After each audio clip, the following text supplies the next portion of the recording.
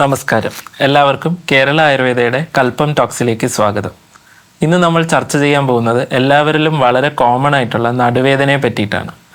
ഇന്ന് നമുക്ക് ചർച്ചയിൽ പങ്കെടുക്കാൻ എത്തിയിരിക്കുന്നത് 25 വർഷത്തെ ക്ലിനിക്കൽ എക്സ്പീരിയൻസ് ഉള്ള doctor Sreeraj IP, medical superintendent, Kerala Ayurveda hospital, Kasaragod. നമസ്കാരം സർ.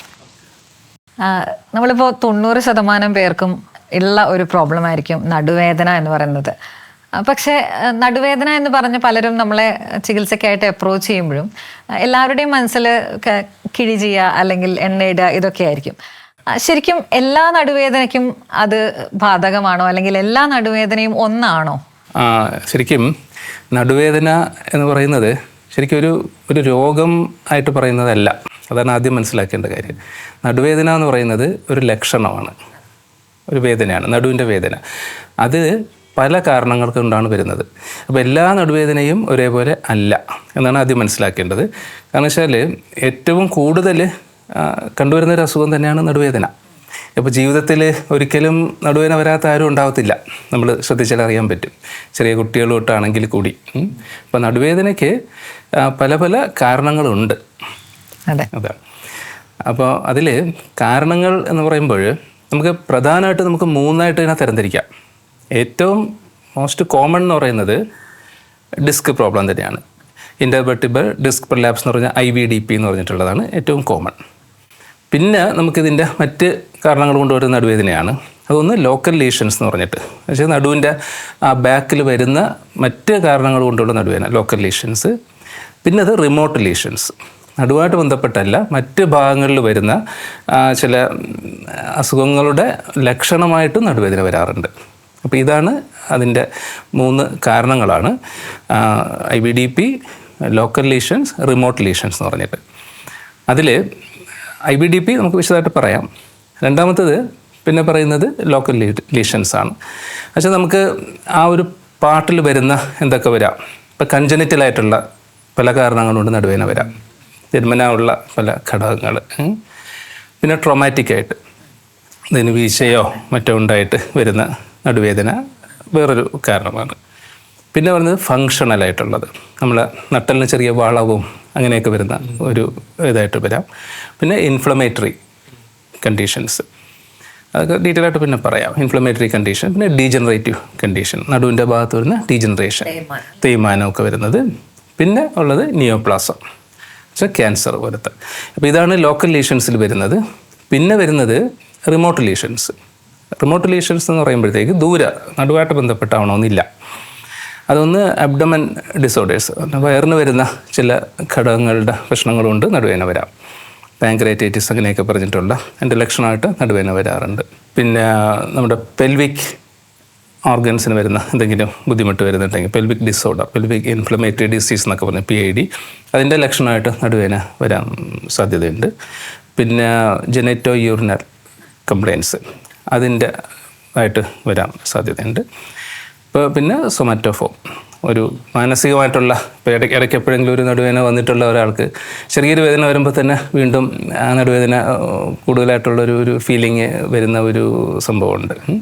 അപ്പോൾ ഇങ്ങനെയാണ് അതിൻ്റെ ഒരു ക്ലാസിഫിക്കേഷൻസ്. അതിൻ്റെ IVDP എന്ന് പറഞ്ഞിട്ടുള്ളതാണ് ഏറ്റവും പ്രധാനമായിട്ടുള്ളത്. ഡിസ്ക് പ്രൊലാപ്സ് എന്ന് പറഞ്ഞാൽ നട്ടലിൻ്റെ ഇടയിലുള്ള ഡിസ്ക്, ശരിക്കും നമ്മൾ നട്ടല് ഓരോ ഇങ്ങനെ ഇരിക്കുന്നത് അതിൻ്റെ ഇടയിലുള്ളതാണ് ഡിസ്ക് എന്ന് പറയുന്ന സംഭവം. അപ്പോൾ ഈ ഡിസ്ക് ശരിക്കും തള്ളിയിട്ട് നരമ്പിലോട്ട് അമരുമ്പോൾ വരുന്ന നടുവേദനയാണ് ഏറ്റവും കോമണും നമ്മുടെ ആയുർവേദപരമായിട്ടും ഏറ്റവും കൂടുതൽ വരുന്നതും എല്ലാവരും ട്രീറ്റ് ചെയ്യുന്നതായിട്ടുള്ളൊരു കേസ് അത് തന്നെയാണ് IVDP എന്ന് പറഞ്ഞിട്ടുള്ള കേസാണ്.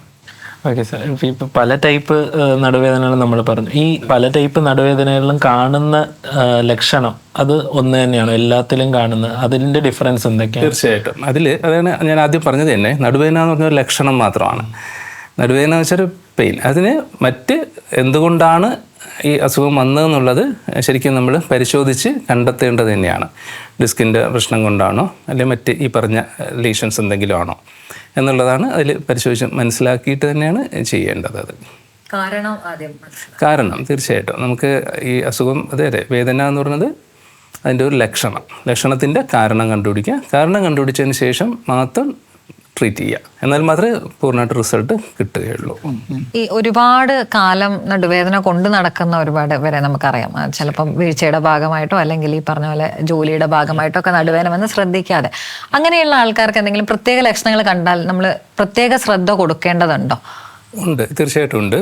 കാരണം വെച്ചാൽ നീണ്ടു നിൽക്കുന്ന നടുവേദന എന്ന് പറഞ്ഞത് ഒരേ കാരണം ഒരേപോലെ അങ്ങനെ നിൽക്കുന്നത് പൊതുവെ കുറവാണ്. ചിലർക്ക് അങ്ങനെയാണ്, അവർ എന്തെങ്കിലും അവർക്ക് അവരെ ജോലി കാര്യങ്ങൾ ചെയ്യാൻ ബുദ്ധിമുട്ടായിരിക്കാം. അപ്പോൾ ഇടയ്ക്ക് കുറച്ച് നടുവേദന വരും, പിന്നെ കുറച്ച് ഒരു ഫ്രീ ആയിട്ടിരിക്കുന്നൊരവസ്ഥയുണ്ടാവും, പിന്നെ വീണ്ടും വരാം. ഇങ്ങനെയുള്ളൊരു കണ്ടീഷനുണ്ട്. അല്ലാതെ വരുന്നത് കണ്ടിന്യൂസ് ആയിട്ടുള്ള നടുവേദന എന്ന് പറഞ്ഞിട്ടുള്ള ഒരു ക്രോണിക് കേസസ്. അപ്പോൾ അത് എന്തുകൊണ്ട് വരുന്നു എന്ന് വെച്ചാൽ പ്രോപ്പർ ട്രീറ്റ്മെൻറ്റ് എടുക്കാത്തത് കൊണ്ട് തന്നെ ആയിരിക്കാം. ഇപ്പം നടുവേദന വന്നിട്ട് അത് എന്ത് കാരണം എന്ന് മനസ്സിലാക്കി ട്രീറ്റ് ചെയ്താൽ തീർച്ചയായിട്ടും 100% ക്യൂർ ചെയ്യാൻ പറ്റുന്നത് തന്നെയാണ് നടുവേദന. പിന്നെ അതിൻ്റെ ഓരോ സ്റ്റേജസ് ഉണ്ട്. ഡിസ്കിൻ്റെ ആണെങ്കിലും ഓരോ സ്റ്റേജസ് കൂടുതൽ ആവുന്നതിന് മുമ്പ് നമ്മൾ ട്രീറ്റ് ചെയ്യണം. ഇപ്പോൾ ഡിസ്ക് പ്രോബ്ലം തന്നെയാണല്ലോ ഏറ്റവും കൂടുതൽ കാണുന്നത്. ഇപ്പോൾ ഡിസ്കിന് തന്നെ ആ ഡിസ്കിൻ്റെ ശരിക്കും നമ്മുടെ നട്ടലിൻ്റെ ഡിസ്ക് തള്ളുന്നത് അതിൻ്റെ ഓരോരോ സ്റ്റേജസ് ഉണ്ടല്ലോ. എക്സ്ട്രൂഷൻ എന്ന് പറഞ്ഞിട്ട് ജസ്റ്റ് നമ്മുടെ ഡിസ്ക് എന്ന് പറയുന്നത് ശരിക്കും പറഞ്ഞാൽ ഉള്ളിൽ ന്യൂക്ലിയസ്, പുറമേ ഫൈബർ, ഇങ്ങനൊരു സംഭവമാണ്. ഡിസ്ക് എന്ന് പറഞ്ഞാൽ പലരും ധാരണ ഡിസ്ക് എന്ന് പറഞ്ഞാൽ ഒരു ഇഷ്ടിക പോലത്തെ ഒരു സാധനമാണ്, അത് അങ്ങോട്ടും ഇങ്ങോട്ടും സ്ലിപ്പാകുന്ന സംഭവമാണ്. അങ്ങനെയല്ല. ഡിസ്ക് എന്ന് പറയുന്നത് ശരിക്കും നമ്മളൊരു മുട്ട സങ്കല്പിച്ച് നോക്കിയാൽ അറിയാം. മുട്ടയുടെ അകത്ത് മഞ്ഞയും പുറമേ വെള്ള. ഈ മഞ്ഞ എന്ന് പറഞ്ഞ സാധനം ന്യൂക്ലിയസ്, അത് ശരിക്കും ഫ്ലൂയിഡാണ്. നമ്മുടെ ഡിസ്കിൻ്റെ വെള്ളത്തിൻ്റെ തന്നെയാണ്. അതിൻ്റെ ചുറ്റും ഫൈബറാണ്, മസിൽ ഫൈബേഴ്സാണ്. അപ്പോൾ ഇതിൻ്റെ അകത്ത് നിൽക്കുന്ന ഈ ഒരു ന്യൂക്ലിയസിൻ്റെ അങ്ങോട്ടും ഇങ്ങോട്ടുള്ള ആ ഷോക്ക് അബ്സോർബിങ് ടെക്നിക്കാണ് നമ്മുടെ ബോഡി മൂവ്മെൻറ്റിനെ ഏറ്റവും കൂടുതൽ നമ്മുടെ സഹായിക്കുന്നത്. അതായത് നമ്മുടെ നട്ടലിന് വരുന്ന മൂവ്മെൻറ്റ്സ് ഏതൊക്കെയാണ്? ഒന്ന് കുനിയാന്ന് വരിക, ഫ്ലെക്ഷൻ എക്സ്റ്റൻഷൻ, പിന്നെ സൈഡ് വേസ് ലാറ്ററൽ മൂവ്മെൻറ്റ്, പിന്നെ ആക്സിയൽ റൊട്ടേഷൻ, ഇങ്ങനെയുള്ള മൂവ്മെൻറ്റ്. അപ്പോൾ ഈ മൂവ്മെൻ്റ് എല്ലാം നമുക്ക് ചെയ്യാൻ പറ്റുന്നത് ഈ ഡിസ്ക് എന്ന് പറഞ്ഞ വളരെ എന്താ പറയുക, മറ്റൊരു ഇതിലും കാണാൻ പറ്റാത്ത രീതിയിലുള്ള ഒരു സ്ട്രക്ചറാണ് ശരിക്കും ഡിസ്ക്. അകത്ത് വെള്ളമാണ്, വെള്ളത്തിൻ്റെ പുറമെ ഫൈബറാണ്. ഈ ഫൈബറിൻ്റെ ഈ ഒരു പ്രഷറിലാണ് നമ്മുടെ ബോഡി നിൽക്കുന്നത്. അപ്പോൾ സംഭവിക്കുന്നത് എന്താണെന്ന് വെച്ചാൽ ഈ അകത്തുള്ള ഈ ന്യൂക്ലിയസ് ഉണ്ടല്ലോ, അതായത് ആ ഫ്ലൂയിഡ് നമ്മുടെ ഈ വേറെ ടയർ ഉണ്ട്, അല്ലെങ്കിൽ വെയിറ്റൊക്കെ അധികം പൊക്കി എടുക്കുക, അങ്ങനെയൊക്കെ ചെയ്യുക, നമ്മൾ ശ്രദ്ധിക്കാണ്ട് പെട്ടെന്നുള്ള അങ്ങോട്ടും ഇങ്ങോട്ടും തിരിയുന്നുണ്ടൊക്കെയുള്ള മൂവ്മെൻറ്റ്സ് ചെയ്യുക. ഇങ്ങനെയൊക്കെ വരുമ്പോൾ ഇത് അങ്ങോട്ടും തള്ളും. നമ്മൾ ഉദാഹരണം മുട്ടയിലകത്ത് മഞ്ഞ അങ്ങോട്ട് തള്ളുന്ന പോലെ വിചാരിക്കുക. അങ്ങോട്ട് തള്ളി എന്ത് സംഭവിക്കും? ഇവിടുത്തെ ഈ ഫൈബർ ഉണ്ടല്ലോ, ഈ ഫൈബറും കൂടെ അങ്ങോട്ട് ആദ്യം തള്ളും. എക്സ്ട്രൂഷൻ എന്ന് പറയും. ഇത് ഫൈബറും കൂടെ തള്ളി, ഇതാണ് ഫസ്റ്റ് സ്റ്റേജ്. അപ്പോൾ നമ്മുടെ ഇത് ചെന്ന് ഡയറക്റ്റ് എന്നിട്ട് നമ്മുടെ നട്ടലിൻ്റെ നരമ്പിൽ തട്ടുമോ? ഇല്ല. അതിനൊരുപാട് പ്രൊട്ടക്ഷൻസ് ഉണ്ട്. ഒന്ന് ലിഗമെൻറ്റം ഫ്ലേവിയം എന്ന് പറഞ്ഞിട്ടൊരു ലിഗമെൻ്റ് ഉണ്ട് ഈ നട്ടലിൻ്റെയും നെർവിൻ്റെയും ഇടയ്ക്കായിട്ട്. വളരെ സ്ട്രോങ് ആയിട്ടുള്ളൊരു ലിഗമെൻ്റാണ്. ഇതിലോട്ടാണ് ആദ്യം തള്ളുന്നത്. അപ്പോൾ എക്സ്ട്രൂഷൻ എന്ന് പറഞ്ഞാൽ, അപ്പോൾ ഈ സ്റ്റേജിൽ നമുക്ക് കിട്ടിയാൽ നമുക്ക് എളുപ്പം ട്രീറ്റ് ചെയ്ത് മാറ്റാവുന്ന ഒരു കണ്ടീഷനാണ് എക്സ്ട്രൂഷൻ എന്നുള്ള സ്റ്റേജിൽ കിട്ടിയാൽ. അടുത്ത സ്റ്റേജ്, ഇത് അങ്ങോട്ട് തള്ളി ഇത് കുറച്ചുകൂടെ ഈ ലിഗമെൻറ്റിലോട്ടും പ്രസ് ചെയ്ത് ലിഗമെൻറ്റിൻ്റെയും തള്ളി നെർവിലോട്ട് പ്രസ് ചെയ്യുന്നൊരവസ്ഥയെത്തും. പ്രൊട്രൂഷൻ എന്ന് പറഞ്ഞിട്ടുള്ള സെക്കൻഡ് സ്റ്റേജാണത്. അതിലും നമുക്ക് ഇടയ്ക്ക് നല്ലോണം ശ്രദ്ധിച്ച് അതിൻ്റെ രീതിയിൽ ചെയ്താൽ റിസൾട്ട് കിട്ടുന്നതാണ്. മൂന്നാമത്തെ സ്റ്റേജ് എന്ന് പറഞ്ഞാൽ സെക്വസ്ട്രേഷൻ എന്ന് പറയും. ഇത് തള്ളിയിട്ട് ഈ ഫ്ലൂയിഡ് അങ്ങ് പുറത്ത് പോയിട്ട് അപ്പോൾ എന്ത് സംഭവിക്കുക? ഡ്രൈ ആവും. അപ്പോൾ ഒരു ഫൈബർ മാത്രമേ അവിടെ ഉണ്ടാവുള്ളൂ. അപ്പോൾ ഷോക്ക് അബ്സോർബിങ് ടെക്നിക്ക് അവിടെ നടക്കില്ല. അത് സിമ്പിളായിട്ട് പറഞ്ഞാൽ മനസ്സിലായിട്ടുണ്ടാവും. അപ്പോൾ ഇതിലിങ്ങനെ ഈ പറഞ്ഞ പോയിട്ട് നരമ്പിൽ പോയി പ്രസ് ആകുമ്പോഴത്തേക്ക് സിവിയർ ആയിട്ടുള്ള പെയിൻ വരാം. ഈ 3 സ്റ്റേജാണ് ശരിക്കും ഡിസ്കിന് പ്രിലാപ്സ് എന്ന് നമ്മൾ പറയുന്നത്. അപ്പോൾ ഇത് ശരിക്കും MRIയിൽ കൃത്യമായിട്ട് നമുക്ക് അതറിയാൻ പറ്റും ഏത് സ്റ്റേജാണെന്നുള്ളത്. നമ്മൾ MRI റിപ്പോർട്ട് നോക്കുമ്പോൾ നമുക്ക് ഇപ്പം സാധാരണ ആൾക്കാർക്ക് തന്നെ മനസ്സിലാക്കാൻ പറ്റും. ഈ MRI റിപ്പോർട്ട് നോക്കുമ്പോൾ ഈ ഡിസ്ക് അതിൽ കാണുന്നുണ്ടല്ലോ, അത് മിക്കവാറും വൈറ്റാണ്. മുകളിലെല്ലാം വൈറ്റ് ആയിരിക്കും. താഴത്തെ 1-2 സാധനം ബ്ലാക്ക് ആയിരിക്കും. ഈ ബ്ലാക്ക് ആയത് എന്തുകൊണ്ടാണെന്ന് വെച്ചാൽ ആ ഫ്ലൂയിഡ് കണ്ടൻറ്റ് ഇല്ലാത്തതുകൊണ്ടാണ്. മറ്റതിൽ ചെറിയ കണ്ടൻറ്റ് ഉണ്ടെങ്കിൽ വൈറ്റായിട്ട് കാണാൻ പറ്റും. ഇങ്ങനെ 3 സ്റ്റേജസ്സാണ് ഇതിൽ ഉള്ളത്, ഈ IVDP എന്നുള്ള. അപ്പോൾ അതിനനുസരിച്ചിട്ടാണ് അതിൻ്റെ ട്രീറ്റ്മെൻറ്റും വേണ്ടത്.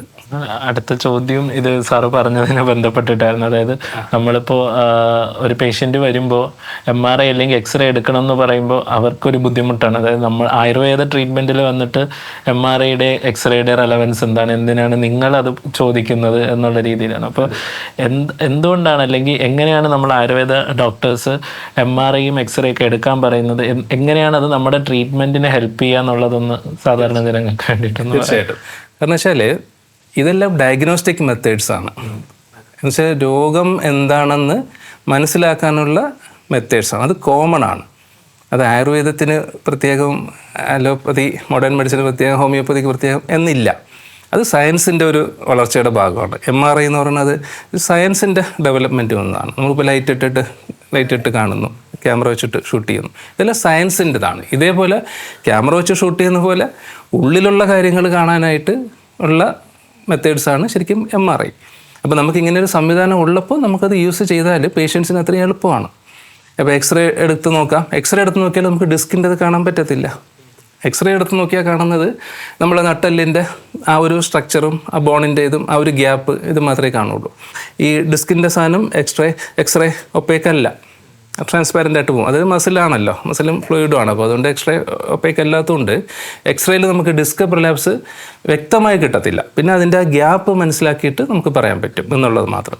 അതിൻ്റെ നിന്നും കുറച്ചുകൂടെ അഡ്വാൻസ്ഡ് ആണ് നമ്മളിപ്പോൾ ഇത് MRI സ്കാൻ. MRI സ്കാനിങ്ങിലാണ് ശരിക്കും ഇതിൻ്റെ ഓരോ നെർവ്സ് സഹിതം നമുക്കത് മനസ്സിലാക്കാൻ പറ്റും, എത്രത്തോളം ഇത് കംപ്രഷൻ വന്നിട്ടുണ്ട് എന്നറിയാൻ പറ്റും. അപ്പോൾ അത് പേഷ്യൻസിന് അത് എല്ലാവർക്കും ഇപ്പോൾ അറിയുന്നതാണത്. കാരണം വെച്ചാൽ ഇപ്പം കാസർഗോഡൊക്കെ ആണെങ്കിൽ അവർ ഇങ്ങോട്ട് തന്നെ പറയുന്നുണ്ട്, ഡോക്ടർ ഒന്ന് MRI എടുത്താലോ എന്ന് പറയുന്ന സ്റ്റേജ്. നമ്മൾ വേണ്ടാന്ന് പറഞ്ഞാലും വേണമെന്ന് പറയുന്ന ആൾക്കാരും ഉണ്ട് ഇപ്പോൾ. അത് കുറച്ചുകൂടെ ഇതിനെപ്പറ്റിയുള്ള നോളജ് അറിയുന്നത് കൊണ്ടാണത്. ശരിക്കും നമുക്ക് പേഷ്യൻസിന് എന്താ പറയുക, ആയുർവേദ രീതിയിലെ ദർശന, സ്പർശന, പ്രശ്നം, ഈ 3 രീതിയിൽ നമുക്ക് പേഷ്യൻറ്റിനെ മനസ്സിലാക്കാൻ പറ്റും. ഇതിൻ്റെ ഓരോ ടെസ്റ്റുകളുണ്ടല്ലോ. ഇപ്പോൾ പേഷ്യൻറ്റിനെ കിടത്തിയിട്ട് നട്ടെല്ലിൻ്റെ ഓരോ സ്ഥലം നമ്മൾ എക്സാമിൻ ചെയ്യുക, അത് സ്പർശന ചെയ്ത് അത് നോക്കിയിട്ട് ഏത് പോർഷനിലാണോ നമുക്ക് ടെൻഡർനെസ് ഉള്ളത്, അവിടെ വേദന ഉണ്ടെങ്കിൽ നമുക്ക് അത് ഊഹിക്കാം. ഇതാണ് അതിൻ്റെ ഒരു സംഭവം. അപ്പോൾ അത് ഒരു ടെസ്റ്റായിട്ട് വെച്ചിട്ട് നമുക്ക് പ്രഷർ ടെസ്റ്റ് കൊടുക്കാം. നെക്സ്റ്റ് എന്ന് പറഞ്ഞത് ഇതിൻ്റെ ടെസ്റ്റുകളുണ്ടല്ലോ. നമുക്ക് പറഞ്ഞാൽ SLR വെച്ചാൽ സ്ട്രൈറ്റ് കിടന്നിട്ട് ഒരു കാല് നമുക്ക് ഉയർത്താൻ പറയും പേഷ്യൻറ്റിനെ. ഒരു 40 ഡിഗ്രി കൂടുതൽ പൊക്കാൻ പറ്റുന്നുണ്ടെങ്കിൽ അത് വലിയ ഡിസ്ക് കംപ്രഷൻ ഇല്ല എന്നാണ് എൻ്റെ അർത്ഥം. നിവർന്ന് കിടന്നിട്ട് കാല് സ്ട്രൈറ്റ് പൊക്കാൻ പറയാം, SLR ടെസ്റ്റ്. അപ്പോൾ പൊക്കാൻ ചിലർക്ക് പറ്റുന്നുണ്ടാവില്ല, അല്പം പോലും പൊക്കാൻ പറ്റാത്ത കണ്ടീഷൻ ഉണ്ടാവാം. ചിലർക്ക് 40 ഡിഗ്രി വരെ പൊക്കാം, ചിലർക്ക് 60 ഡിഗ്രി വരെ പൊക്കാം. അപ്പോൾ 40-ന് മുകളിലുണ്ടെങ്കിൽ നമുക്ക് കുറച്ചുകൂടെ ഒരു എളുപ്പമാണത്. അത്രത്തോളം സ്ട്രോങ് അല്ല എന്നുള്ളതാണ് എൻ്റെ ഇത്. ലെസ്സഗു ടെസ്റ്റ് എന്ന് പറഞ്ഞിട്ടുണ്ട്, കാല് പൊക്കിയിട്ട് കാലിൻ്റെ ബാക്കിലോട്ടാക്കുമ്പോഴുള്ള പെയിൻ. പിന്നെ നമുക്കറിയാവുന്ന കാല് നീട്ടി പേഷ്യൻ്റ് കിടന്നിട്ട് തമ്പ് മേളിലോട്ട് പ്രഷർ കൊടുക്കാൻ പറയും, നമ്മൾ കൈ കൊണ്ട് സപ്പോർട്ട് കൊടുത്തിട്ട്. അതൊക്കെ അവർക്ക് പ്രഷറിൽ ചെയ്യാൻ പറ്റുന്നുണ്ടെങ്കിൽ L4 L5 കംപ്രഷൻ അത്ര ഇല്ല എന്ന് മനസ്സിലാക്കാം. ചിലർക്ക് പറ്റുന്നുണ്ടാവില്ല. പറ്റുന്നില്ലെങ്കിൽ അതിൻ്റെ അർത്ഥം L4 L5 ലംബാർ വെർട്ടിബ്ര, നട്ടലിൻ്റെ ആ ലംബാർ 5 വെർട്ടിബ്ര ഉണ്ടല്ലോ, അതിൽ 4-മത്തെയും 5-മത്തെ ഇടയിലുള്ള ഡിസ്ക് തള്ളിയിട്ട് നരമ്പിൽ അമർന്നാലാണ് നമുക്ക് ഈ ബാക്ക്വേർഡ് പ്രഷർ കിട്ടത്തില്ല. ഏറ്റവും കോമൺ 80% L4 L5 ആണ്. പിന്നെ L5S1 എല്ലാത്തിലും വരുന്നുണ്ട്, എന്നാലും കോമൺ ആയിട്ടുള്ളതാണ്. L5S1-ൽ ഇത് വരണമെന്നില്ല. അതിന് വരുന്ന ആ നെർവിൻ്റെ റൂട്ടുണ്ട്, ആ റൂട്ടിൽ വരുന്ന പെയിൻ നമുക്ക് മനസ്സിലാക്കാൻ പറ്റും. ഇന്നതാണ് L4 L5 ആണോ L5S1 ആണോ, എവിടെയാണ് ഇത് നെർവ് കംപ്രഷൻ വന്നിട്ടുള്ളതെന്ന് പേഷ്യൻറ്റിനെ എക്സാമിൻ ചെയ്യുമ്പോൾ തന്നെ മനസ്സിലാക്കാൻ പറ്റും. പക്ഷേ എന്നാലും ചിലപ്പോൾ നമുക്ക് കുറേ ഇത് നീണ്ടു നിൽക്കുന്നുണ്ട്, കുറയുന്നില്ല, എങ്ങനെയുണ്ടെങ്കിൽ നമ്മൾ അടുത്ത പോസിബിലിറ്റീസ് നോക്കണം, MRI എടുത്ത് നോക്കണം. അല്ലെങ്കിൽ ആദ്യത്തെ ഘട്ടത്തിൽ MRIയുടെ ആവശ്യമില്ല, അത് നമുക്ക് മനസ്സിലാക്കിയിട്ട് ചെയ്യാൻ പറ്റുന്നതേ ഉള്ളൂ. ചിലപ്പോൾ ഈ ഡിസ്കിൻ്റെ കംപ്രഷൻ അല്ല, അവിടെ ഒരു ട്യൂമറാണെന്ന് ഇരിക്കുക, ലക്ഷണങ്ങൾ സെയിം ആയിരിക്കാം, അവിടെ വന്ന ട്യൂമർ കംപ്രസ് ചെയ്യുന്നത് നരമ്പിലായിരിക്കാം. അപ്പോൾ അത് ഒക്കെ മനസ്സിലാക്കാൻ വേണ്ടിയിട്ടാണ് നമ്മൾ MRI എടുക്കുന്നത്. പക്ഷെ വളരെ റയറാണ്. മോസ്റ്റ് കോമൺ ഈ പറഞ്ഞ ഡിസ്കിൻ്റെ തന്നെയാണ്. അപ്പോൾ ഇങ്ങനെയുള്ള അതിൻ്റെ ടെസ്റ്റ് കാര്യങ്ങൾ നമുക്ക് ചെയ്ത് നോക്കിയിട്ട് അത് കറക്റ്റ് ഡയഗ്നോസ് ചെയ്യാൻ പറ്റും. പിന്നെ വേറെ ടെസ്റ്റുകളുണ്ട്. ഇപ്പോൾ ഇതും ഡിസ്കിൻ്റെ അല്ലാതെ പറഞ്ഞ റിമോട്ട് ലീഷൻസ് എന്ന് പറഞ്ഞിട്ട്, ഇപ്പോൾ ചില പേഷ്യൻസിന് നടുവേദന ഉണ്ടാവും, ടെൻഡർനെസ് ഒന്നും ഇല്ല, നമ്മൾ നോക്കുമ്പോൾ അവിടെ ഒന്നുമില്ല, SLR ഓക്കെയാണ്, ഇതുണ്ട്, പക്ഷേ സിവിയർ പെയിൻ ഉണ്ട്. അപ്പോൾ നമ്മൾ ടെസ്റ്റ് ചെയ്യേണ്ടത് MRI അല്ല. അപ്പോൾ ടെസ്റ്റ് ചെയ്യേണ്ടത് മറ്റ് കാരണങ്ങൾ നോക്കണം. അൾട്രാസൗണ്ട് എടുത്ത് നോക്കാനുണ്ട്, വയറിൻ്റെ സാധാരണ സ്കാനിങ് എടുത്ത് നോക്കാം. ചിലപ്പോൾ സ്ത്രീകൾക്കാണെങ്കിൽ യൂട്രസ് റിലേറ്റഡ് ആയിട്ടുള്ള കംപ്ലയിൻറ്റ് കൊണ്ടുവരാം, അല്ലെങ്കിൽ പാങ്ക്രിയാറ്റൈറ്റിസ് എന്ന് പറഞ്ഞിട്ട് അങ്ങനെ സാധാരണ കാണാറുണ്ട്. കാസർഗോഡ് 1-2 കേസ് കണ്ടിട്ടുള്ളതുമാണത്, പാങ്ക്രിയാസിന് വരുന്ന ഇൻഫെക്ഷന്. അപ്പോൾ ഇതൊക്കെ നമുക്ക് സ്കാനിങ്, അൾട്രാസൗണ്ട് സ്കാനിങ്ങിലാണ് അറിയാൻ പറ്റുന്നത്.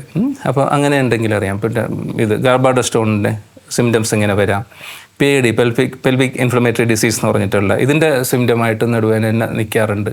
അപ്പോൾ അത് മനസ്സിലാക്കണമെങ്കിൽ നമ്മൾ മറ്റ് ബ്ലഡ് ടെസ്റ്റുകളും അതിൻ്റെ മറ്റ് ടെസ്റ്റുകളും കൂടെ നോക്കണം. ഇതൊക്കെയാണ് അതിൻ്റെ പൊതുവായിട്ടുള്ള ഒരു ടെസ്റ്റ് എന്ന് നമ്മൾ മനസ്സിലാക്കേണ്ടതാണ്. ടെസ്റ്റ് കോമൺ ആണ്, എല്ലാ സിസ്റ്റത്തിനും ഉപയോഗിക്കാവുന്നത് തന്നെയാണ്. അത് പേഷ്യൻറ്റിൻ്റെ ഒരു സൗകര്യത്തിനും എളുപ്പത്തിനും ട്രീറ്റ്മെൻറ്റ് എളുപ്പമാക്കാനുള്ള ഒരു ഘടകം മാത്രമാണത്.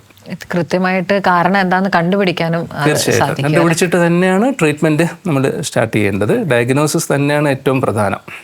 നമ്മൾ കോമൺ ആയിട്ട് എല്ലാ നടുവേനയും തടവുകയോ അങ്ങനെ ഉള്ളൊരു സിസ്റ്റം ഇല്ല ആയുർവേദത്തിൽ.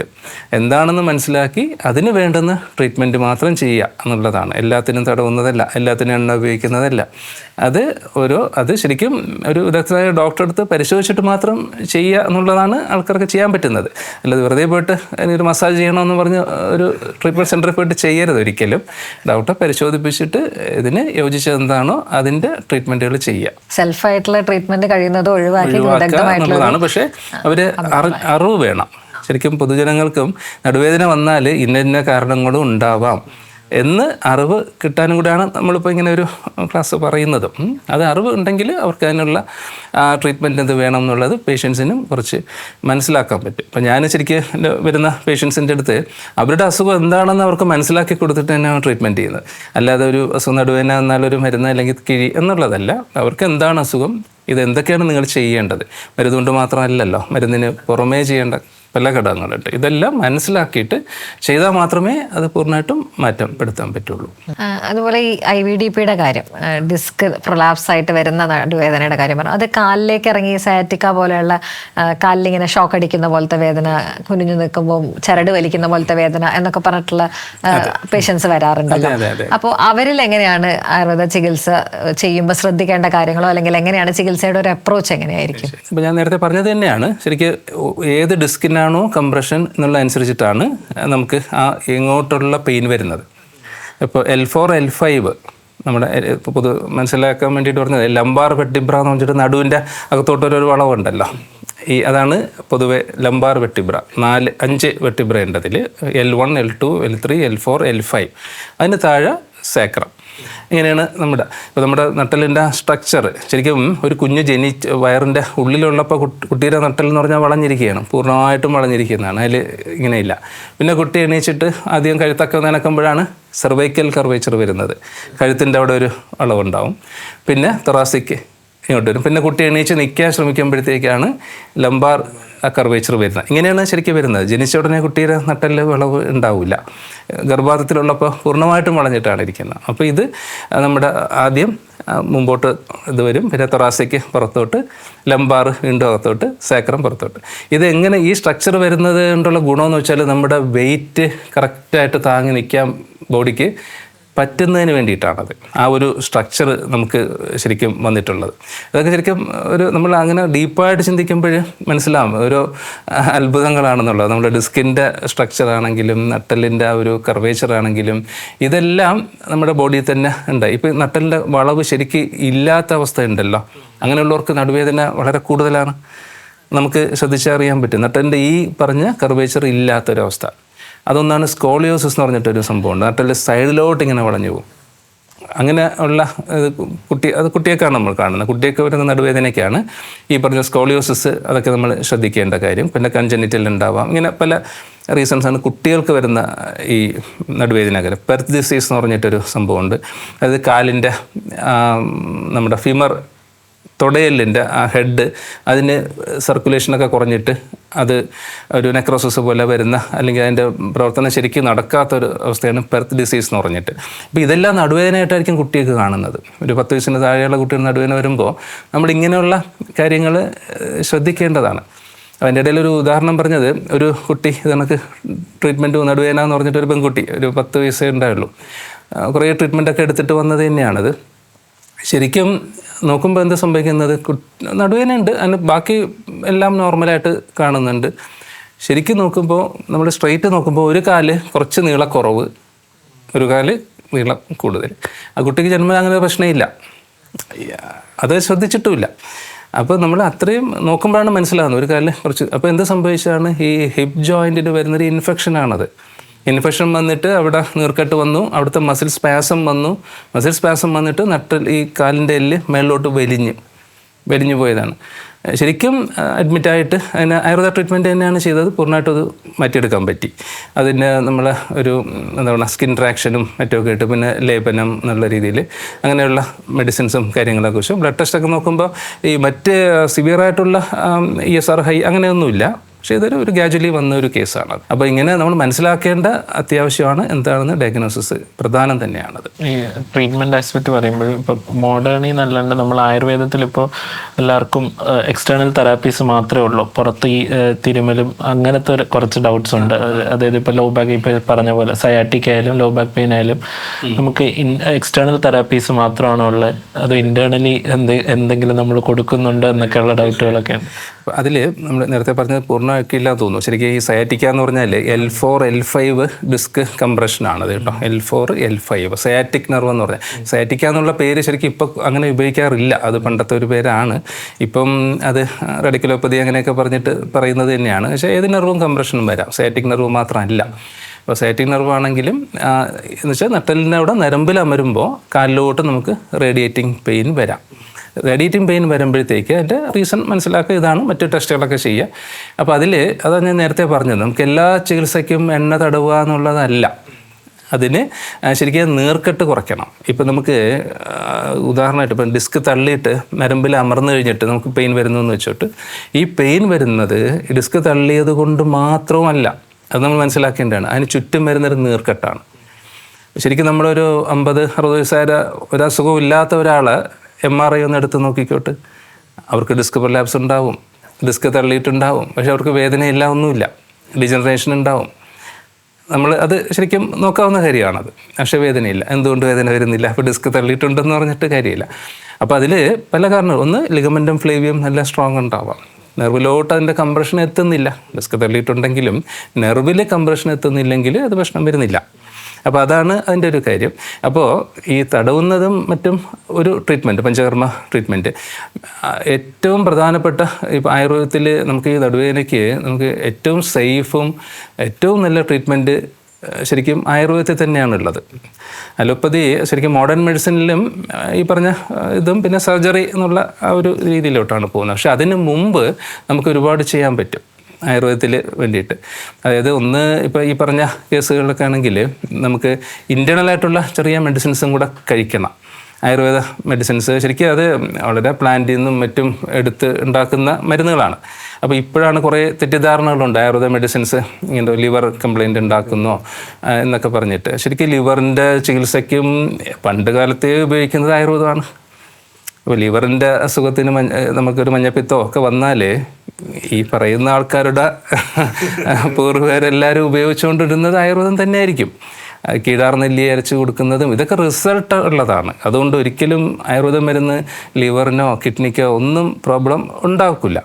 അത് നമുക്ക് നമ്മുടെ ഒരു എക്സ്പീരിയൻസ് കൊണ്ട് നമുക്ക് ഉറപ്പ് പറയാൻ പറ്റുന്ന കാര്യമാണ്.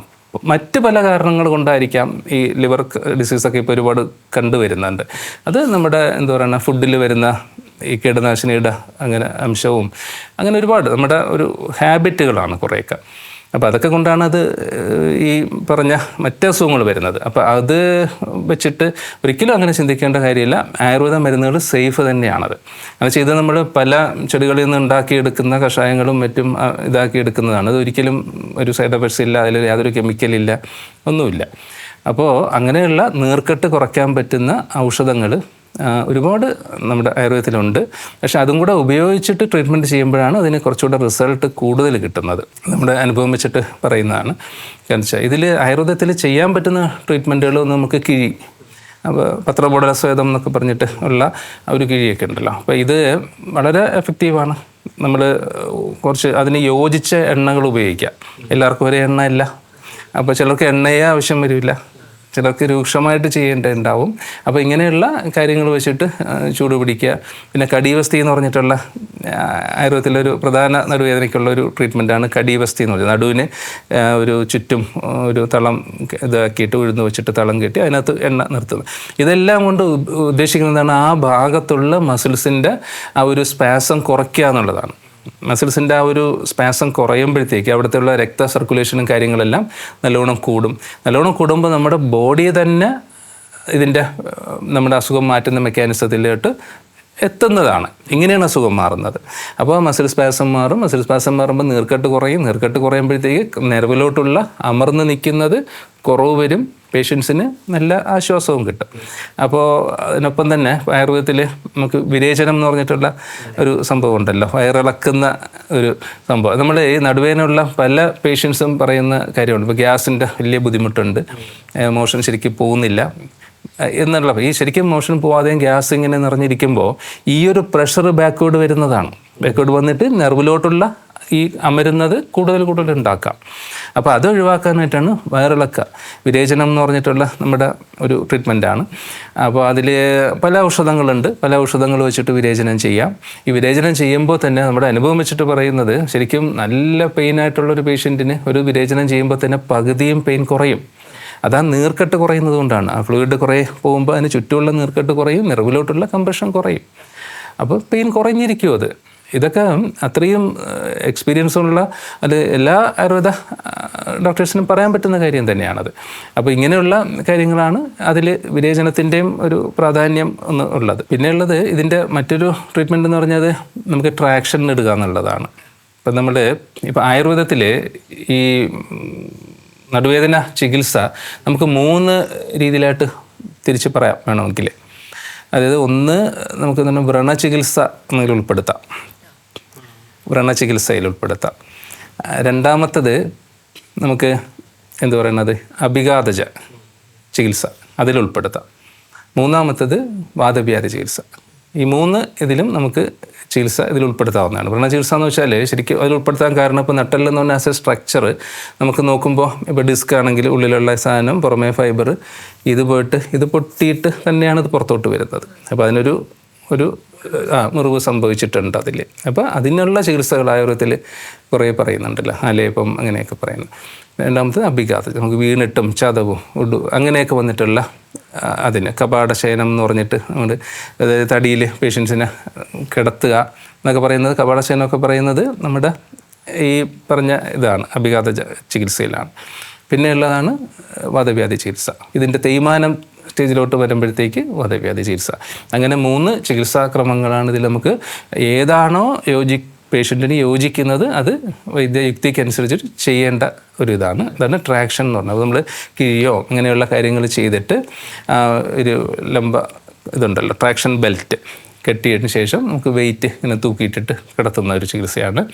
അത് ഒരുപാട് വെയിറ്റൊന്നും നമ്മൾ ഉപയോഗിക്കാറില്ല, 2.5 കിലോ മാത്രം. അപ്പോൾ അങ്ങനെ കിഴിയൊക്കെ പിടിക്കുമ്പോൾ മസിൽസ് എല്ലാം കുറച്ച് ലൂസാവും, കുറച്ച് സ്പാസം കുറയും. പിന്നെ നമ്മൾ ട്രാക്ഷൻ ഇട്ടിട്ട് കിടക്കുമ്പോൾ ഡിസ്ക് ഈ അതിലോട്ട് അമരുന്ന ആ ഒരു കുറച്ച് മേളിലോട്ട് പതുക്കെ വരാനുള്ള ഒരു ടെൻഡൻസി അതിലുണ്ട്. അപ്പോൾ അതാണ് ട്രാക്ഷൻ എന്നുള്ള ഒരു സംഭവം. അപ്പോൾ ഇങ്ങനെയുള്ള ഒരുപാട് ചികിത്സകൾ ഇൻറ്റേർണൽ മെഡിസിൻസ് ആയുർവേദത്തിൽ അത്രയും സേഫായിട്ടുള്ള മരുന്നുകളുണ്ട്. പ്രത്യേകിച്ച് നമ്മൾ കേരള ട്രീറ്റ്മെൻറ്റ് എന്നൊക്കെ പറയുമ്പോൾ അത്രയും സേഫാണ്. അതിൽ ഭസ്മങ്ങളോ അങ്ങനെ അതൊന്നുമില്ല. അങ്ങനെയുള്ള ഭസ്മങ്ങൾ മോശമൊന്നുമല്ല, ഭസ്മങ്ങളും അതിൻ്റെ ശരിയായി ശുദ്ധീകരിച്ചിട്ട് എടുക്കുന്ന മരുന്നുകൾ അത്രയും ഗുണപ്രദം തന്നെയാണ്. അപ്പോൾ അങ്ങനെയുള്ള ഇൻറ്റേർണലായിട്ടുള്ള മരുന്ന് കഴിക്കുന്നതിന് ആരും ഭയപ്പെടേണ്ട കാര്യമൊന്നുമില്ല എന്നുള്ളതാണ് പറയാനുള്ളത്. ഇപ്പോൾ ഒരു വേദന ഉള്ളവർ തീർച്ചയായിട്ടും പെയിൻ കില്ലേഴ്സ് അല്ലെങ്കിൽ അങ്ങനത്തെ ഒരുപാട് കാര്യങ്ങളിൽ ഡിപ്പെൻഡൻ്റ് ആയിട്ടായിരിക്കും ആയുർവേദ ചികിത്സയിലേക്ക് വരിക. സാധാരണ നമുക്ക് പൊതുവെ കിട്ടാറ് അങ്ങനത്തെ പേഷ്യൻസ് ആണ്. ശരിക്കും അങ്ങനത്തെ ഒരു അവസ്ഥയിൽ വരുന്ന ഒരാളെ നല്ല വേദനയായി പെയിൻ കില്ലറിൽ കംപ്ലീറ്റ്ലി ഡിപ്പെൻഡൻ്റ് ആയിട്ട് മാത്രമേ ജോലിക്ക് പോകാൻ പറ്റുള്ളൂ എന്ന് പറയുന്ന ഒരാളെ എങ്ങനെയാണ് ആയുർവേദത്തിലൂടെ നമുക്കൊന്ന് സുഖപ്പെടുത്തി ആ ഒരു അപ്രോച്ച് എങ്ങനെയായിരിക്കും?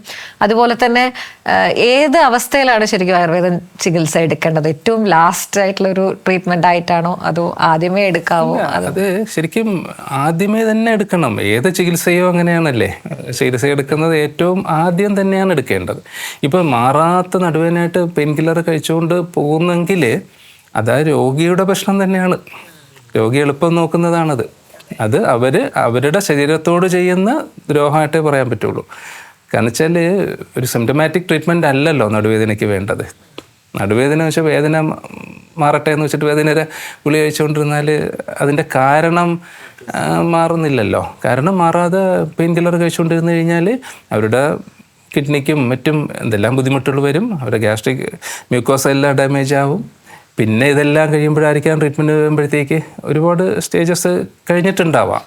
അപ്പോൾ ഒരിക്കലും അങ്ങനെ ഒരു പേഷ്യൻ്റ് ചെയ്യുന്നുണ്ടെങ്കിൽ ചെയ്യാൻ പാടില്ല എന്നുള്ളതാണ്. എന്നുവെച്ചാൽ വേദനയുടെ ഗുളിക കഴിച്ചുകൊണ്ട് മാത്രം വേദന ഒരിക്കലും മാറ്റാനായിട്ട് ശ്രമിക്കരുത്. അതിൻ്റെ കാരണം അറിഞ്ഞ് മനസ്സിലാക്കിയിട്ട് തന്നെയാണ് തീർച്ചയായിട്ടും അതിൻ്റെ ട്രീറ്റ്മെൻറ്റ് ചെയ്യേണ്ടത്. അതൊരിക്കലും ഒരു ഡോക്ടറും അങ്ങനെ പെയിൻ കില്ലർ മാത്രം കഴിച്ചുകൊണ്ട് പോകാനായിട്ട് ഒരിക്കലും പറയാറില്ല. മോഡേൺ മെഡിസിൻ ആയാലും ആയുർവേദമായാലും ഹോമിയോ ആരും പറയാറില്ല. അപ്പോൾ അത് അങ്ങനെ ചെയ്യുന്നുണ്ടെങ്കിൽ അത് രോഗി സ്വന്തം ഇഷ്ടപ്രകാരം ചെയ്യുന്നതാവാനാണ് സാധ്യത. അങ്ങനെ ചെയ്യാൻ പാടില്ല. കൃത്യമായി അതിൻ്റെ ഡയഗ്നോസ് ചെയ്ത് ട്രീറ്റ്മെൻറ്റ് എടുത്തിട്ട് അത് മാറ്റേണ്ടതാണ്. പെയിൻ കില്ലർ ഇപ്പോൾ അങ്ങനെ കഴിച്ചുകൊണ്ടിരിക്കുന്ന വ്യക്തി ആയുർവേദത്തിൽ വന്നാൽ നമുക്ക് അതിൻ്റെ ഈ പറഞ്ഞ കണക്ക് തന്നെ എന്താണ് അസുഖമെന്ന് മനസ്സിലാക്കുക, അതിൻ്റെ വേണ്ട ടെസ്റ്റുകൾ ചെയ്യാം, അതിനനുസരിച്ചിട്ട് ചെയ്യാം. ഡിസ്കിൻ്റെ തന്നെ ആയിരിക്കാം കോമൺ ആയിട്ടുള്ളത്.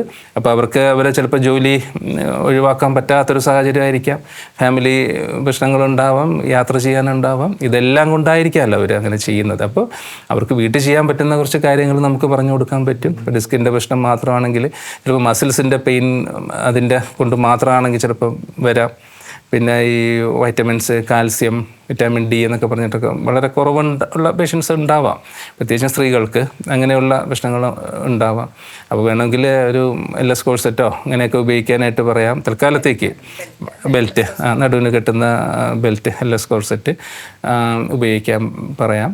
പിന്നെ ഇതാണ് നമുക്കൊരു പൊതുവായിട്ട് പറയാൻ പറ്റുന്നതല്ല. ഓരോ വ്യക്തിക്കും അവരനുസരിച്ചിട്ടുള്ള വ്യക്തമായ ചികിത്സകളുണ്ട് ആയുർവേദത്തിൽ. കൃത്യമായിട്ട് അതിന് അറിയുന്ന ഡോക്ടറെ കാണിച്ചു കഴിഞ്ഞാൽ അവർ നിർദ്ദേശം കൊടുക്കാൻ പറ്റും.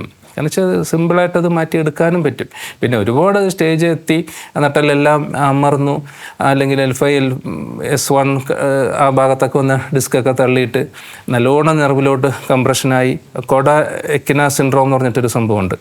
അതായത് നട്ടലിലെ ഈ നട്ടലിൻ്റെ ലാസ്റ്റ് വരുന്ന നെർവ്സ് ഒരു പല ബ്രാഞ്ചസ് ആയിട്ട് തിരിഞ്ഞിരിഞ്ഞാണ് പോകുന്നത്. ഈ മുകളിൽ നിന്ന് വന്നിട്ട് അതാണ് കോഡ എക്കിന എന്ന് പറയും. കുതിരയുടെ വാല് പോലെ അങ്ങനെ ഓരോരോ ഇതായിട്ട് പോകുന്നതാണ്. ആ ഭാഗത്ത് നെർവ് കംപ്രഷൻ വന്നൊക്കെ കഴിഞ്ഞാൽ അത് കുറച്ച് സീരിയസ് ആയിട്ട് കാണേണ്ട അസുഖമായിട്ടാണ് കണക്കൂട്ടുന്നത്.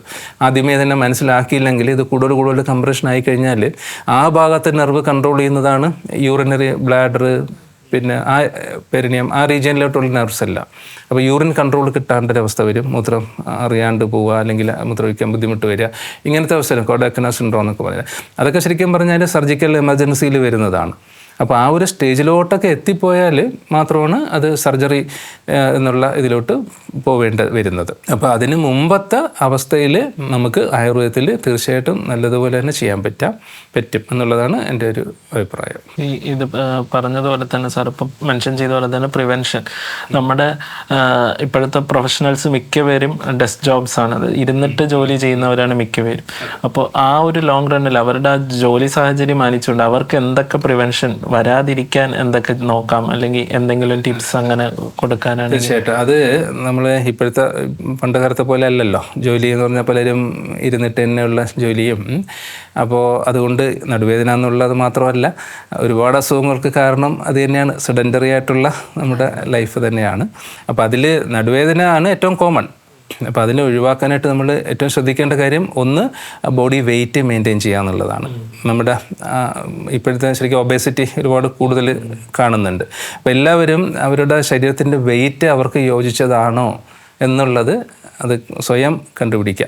അല്ല എന്നുണ്ടെങ്കിൽ അതിനെ നിയന്ത്രിച്ച് ശരിക്കും അവർ യോജിച്ച വെയിറ്റിൽ നിലനിർത്തുക എന്നുള്ളതാണ് ഏറ്റവും പ്രധാനപ്പെട്ട ഒരു കാര്യം.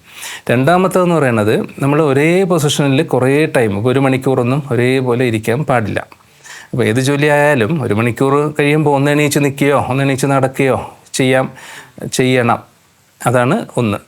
രണ്ടാമത്തെ കാര്യം. പിന്നെ നമ്മൾ ഇരിക്കുമ്പോൾ ബാക്ക് സപ്പോർട്ടിലിരിക്കണം.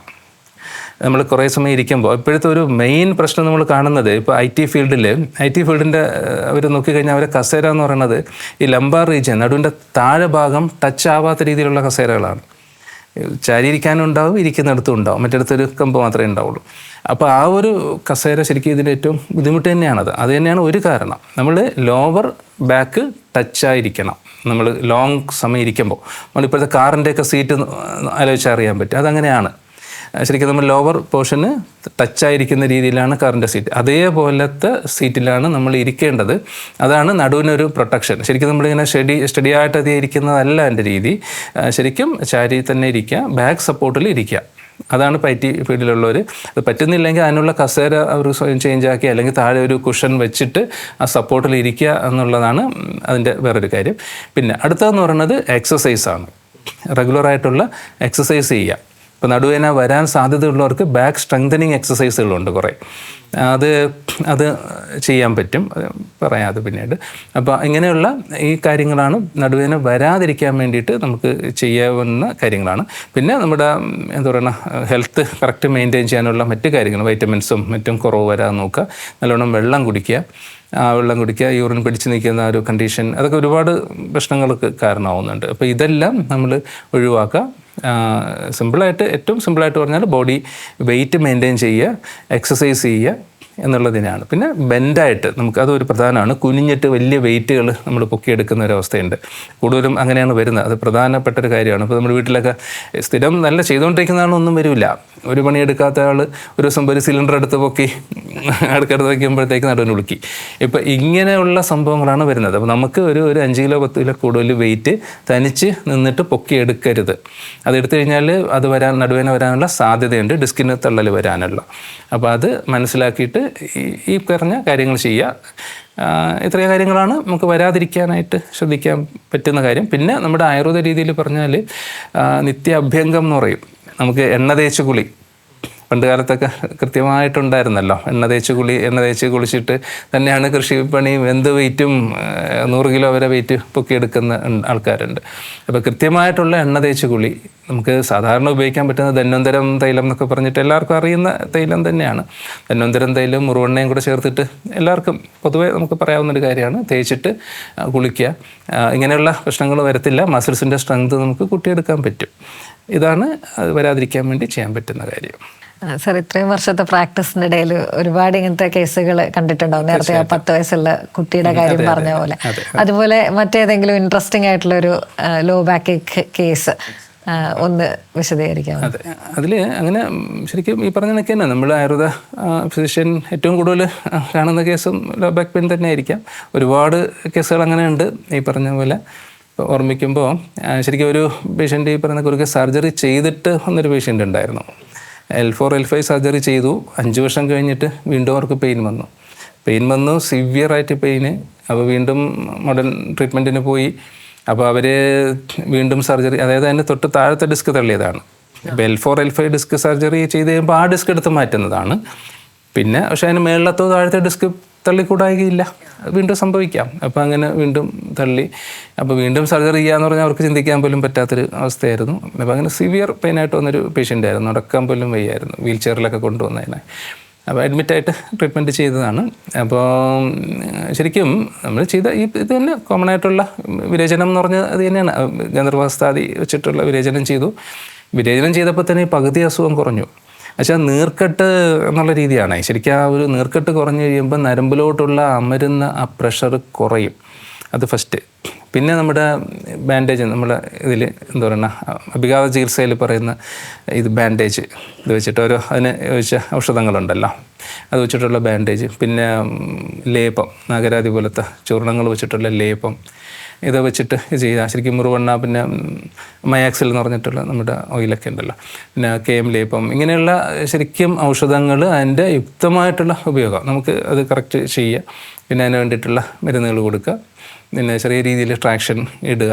ഇങ്ങനെയൊക്കെ ഉണ്ട്. ശരിക്കും പിറ്റേ ദിവസം തന്നെ പേഷ്യൻ്റ് പകുതിയോളം പെയിൻ കുറവുണ്ടായി.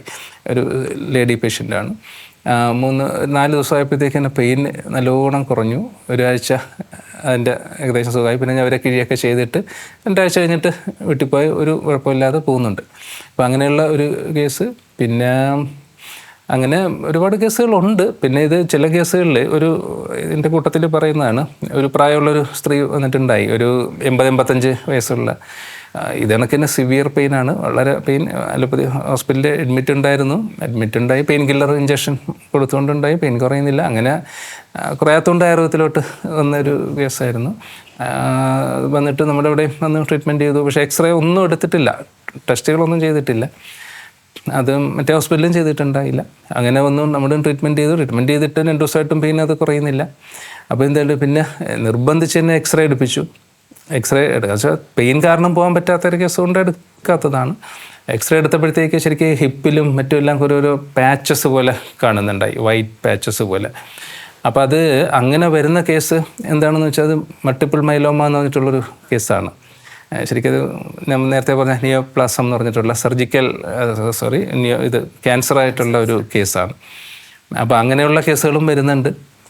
അപ്പോൾ അങ്ങനെയുള്ള കേസ് നമുക്ക് കൂടുതലൊന്നും ചെയ്യാൻ പറ്റുന്ന കാര്യമല്ല. അതിപ്പോൾ നമുക്ക് റെഫർ ചെയ്യാം. റെഫർ ചെയ്യുന്നതും അതിൻ്റെ സമയത്ത് റെഫർ ചെയ്യുക എന്നുള്ളതാണ് വേറൊരു കാര്യം. അപ്പോൾ അങ്ങനെയുള്ള നടുവേദനയുടെ കേസുണ്ട്. പിന്നെ അങ്ങനെ ഒരുപാട് കേസുകളുണ്ട് ഈ നടുവിൻ്റെ ആയിട്ട് ബന്ധപ്പെടാത്ത തന്നെ.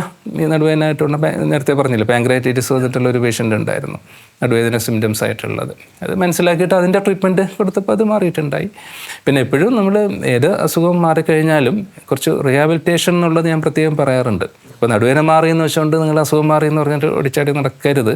കുറച്ച് ഒരു മാസം കഴിഞ്ഞിട്ട് കൃത്യമായിട്ട് എക്സസൈസ് ചെയ്യുക. അതിന് വേണ്ടിയിട്ടുള്ള നടുവേദനയ്ക്ക് വേണ്ടിയിട്ടുള്ള എക്സസൈസ് കൃത്യമായിട്ട് ചെയ്തിട്ട് പിന്നെ കുറച്ച് നമ്മുടെ നിത്യാഭ്യംഗം എന്നുള്ള രീതിയിൽ ഓയിൽ എന്തെങ്കിലും നടുവിനും കഴുത്തിനും ഒക്കെ ഒന്ന് തടവുക. ഇത് റെഗുലറായിട്ട് ചെയ്യാമെന്നുണ്ടെങ്കിൽ ഒരു പ്രശ്നവും വരില്ല. അങ്ങനെയുള്ള ഒരുപാട് പേഷ്യൻസ് ഉണ്ട്. അപ്പോൾ അതെല്ലാം കൃത്യമായിട്ട് പറഞ്ഞു കൊടുക്കുന്നതന്നെ. ഈ ഇടയ്ക്ക് പെട്ടെന്ന് ഓർമ്മ വന്നത് ഒരു ചെറുപ്പക്കാരന് പയ്യനാണ്, നടുവേദന ആയിട്ട് മാറാതെ നിൽക്കുന്ന. അവർ പുറത്ത് ഗൾഫിൽ ജോലി ചെയ്യുന്ന ഒരു ജോലി എടുക്കാൻ പറ്റുന്നില്ല എന്ന് പറഞ്ഞിട്ട് വന്നതാണ്. അവിടെ പാലസിൽ ജോലി ചെയ്യുന്നൊരു പുള്ളിക്കാരനാണ്. അങ്ങനെ അവിടെ വന്നിട്ട് ഒന്നും ചെയ്യാൻ പറ്റുന്നില്ല. 2 ആഴ്ച നമ്മൾ ഈ പറഞ്ഞ കണക്ക് ആയുർവേദ ട്രീറ്റ്മെൻറ്റ് ചെയ്തു, അഡ്മിഷൻ ആക്കിയിട്ട്. വസ്തി എന്നൊക്കെ പറഞ്ഞിട്ട് നമുക്ക് കുറച്ച് ട്രീറ്റ്മെൻറ്റുകളുണ്ടേ. അപ്പോൾ വസ്തി, നമ്മുടെ യോഗവസ്തി എന്നുള്ള രീതിയിൽ ചെയ്തു. പിന്നെ ട്രാക്ഷന്, പിന്നെ ബാൻഡേജ്, ഇതെല്ലാം ചെയ്ത് കറക്റ്റായിട്ട് ചെയ്ത് ബാക്ക് മസിൽ സ്ട്രെങ്ത് കൂട്ടി എടുക്കാമെന്നുള്ള എല്ലാ ട്രീറ്റ്മെൻറ്റും ചെയ്ത് ഒരു മാസം ഇവിടെ റെസ്റ്റ് എടുത്തു. പിന്നെ പോയി ഒരു കുഴപ്പമില്ലാതെ ജോലി ചെയ്യുന്നുണ്ട്. അപ്പോൾ ഇങ്ങനെയുള്ള ഒരുപാട് അനുഭവങ്ങൾ ഉണ്ട്, നടുവേദന പ്രത്യേകിച്ച്. അപ്പോൾ അതിൽ ഒരുപാട് കാര്യങ്ങൾ നമുക്ക് ആയുർവേദത്തിന് ചെയ്യാൻ പറ്റും. ഇത് പലർക്കും അറിവിലേക്ക് അത് എത്തിക്കുക എന്നുള്ളത് തന്നെയാണ് അത് വേണ്ടത്. അപ്പോൾ ഇപ്പോൾ കാസർഗോഡൊക്കെ ശരിക്കും മോഡേൺ മെഡിസിൻ ഡോക്ടേഴ്സും പലരും ചില കേസുകളിൽ ആയുർവേദത്തിലോട്ട് വിടുന്ന ആൾക്കാരും ഉണ്ട്. അത് പല സ്ഥലങ്ങളിലും അങ്ങനെ ഇല്ല. ശരിക്കും ഒരു യോജിച്ചുള്ള ഒരു ട്രീറ്റ്മെൻറ്റ് എപ്പോഴും നല്ലതാണ്. അപ്പോൾ മോഡേൺ മെഡിസിന് ഒരുപാട് ഗുണങ്ങളുണ്ട്, അതേപോലെ ആയുർവേദത്തിന് ഒരുപാട് ഗുണങ്ങളുണ്ട്.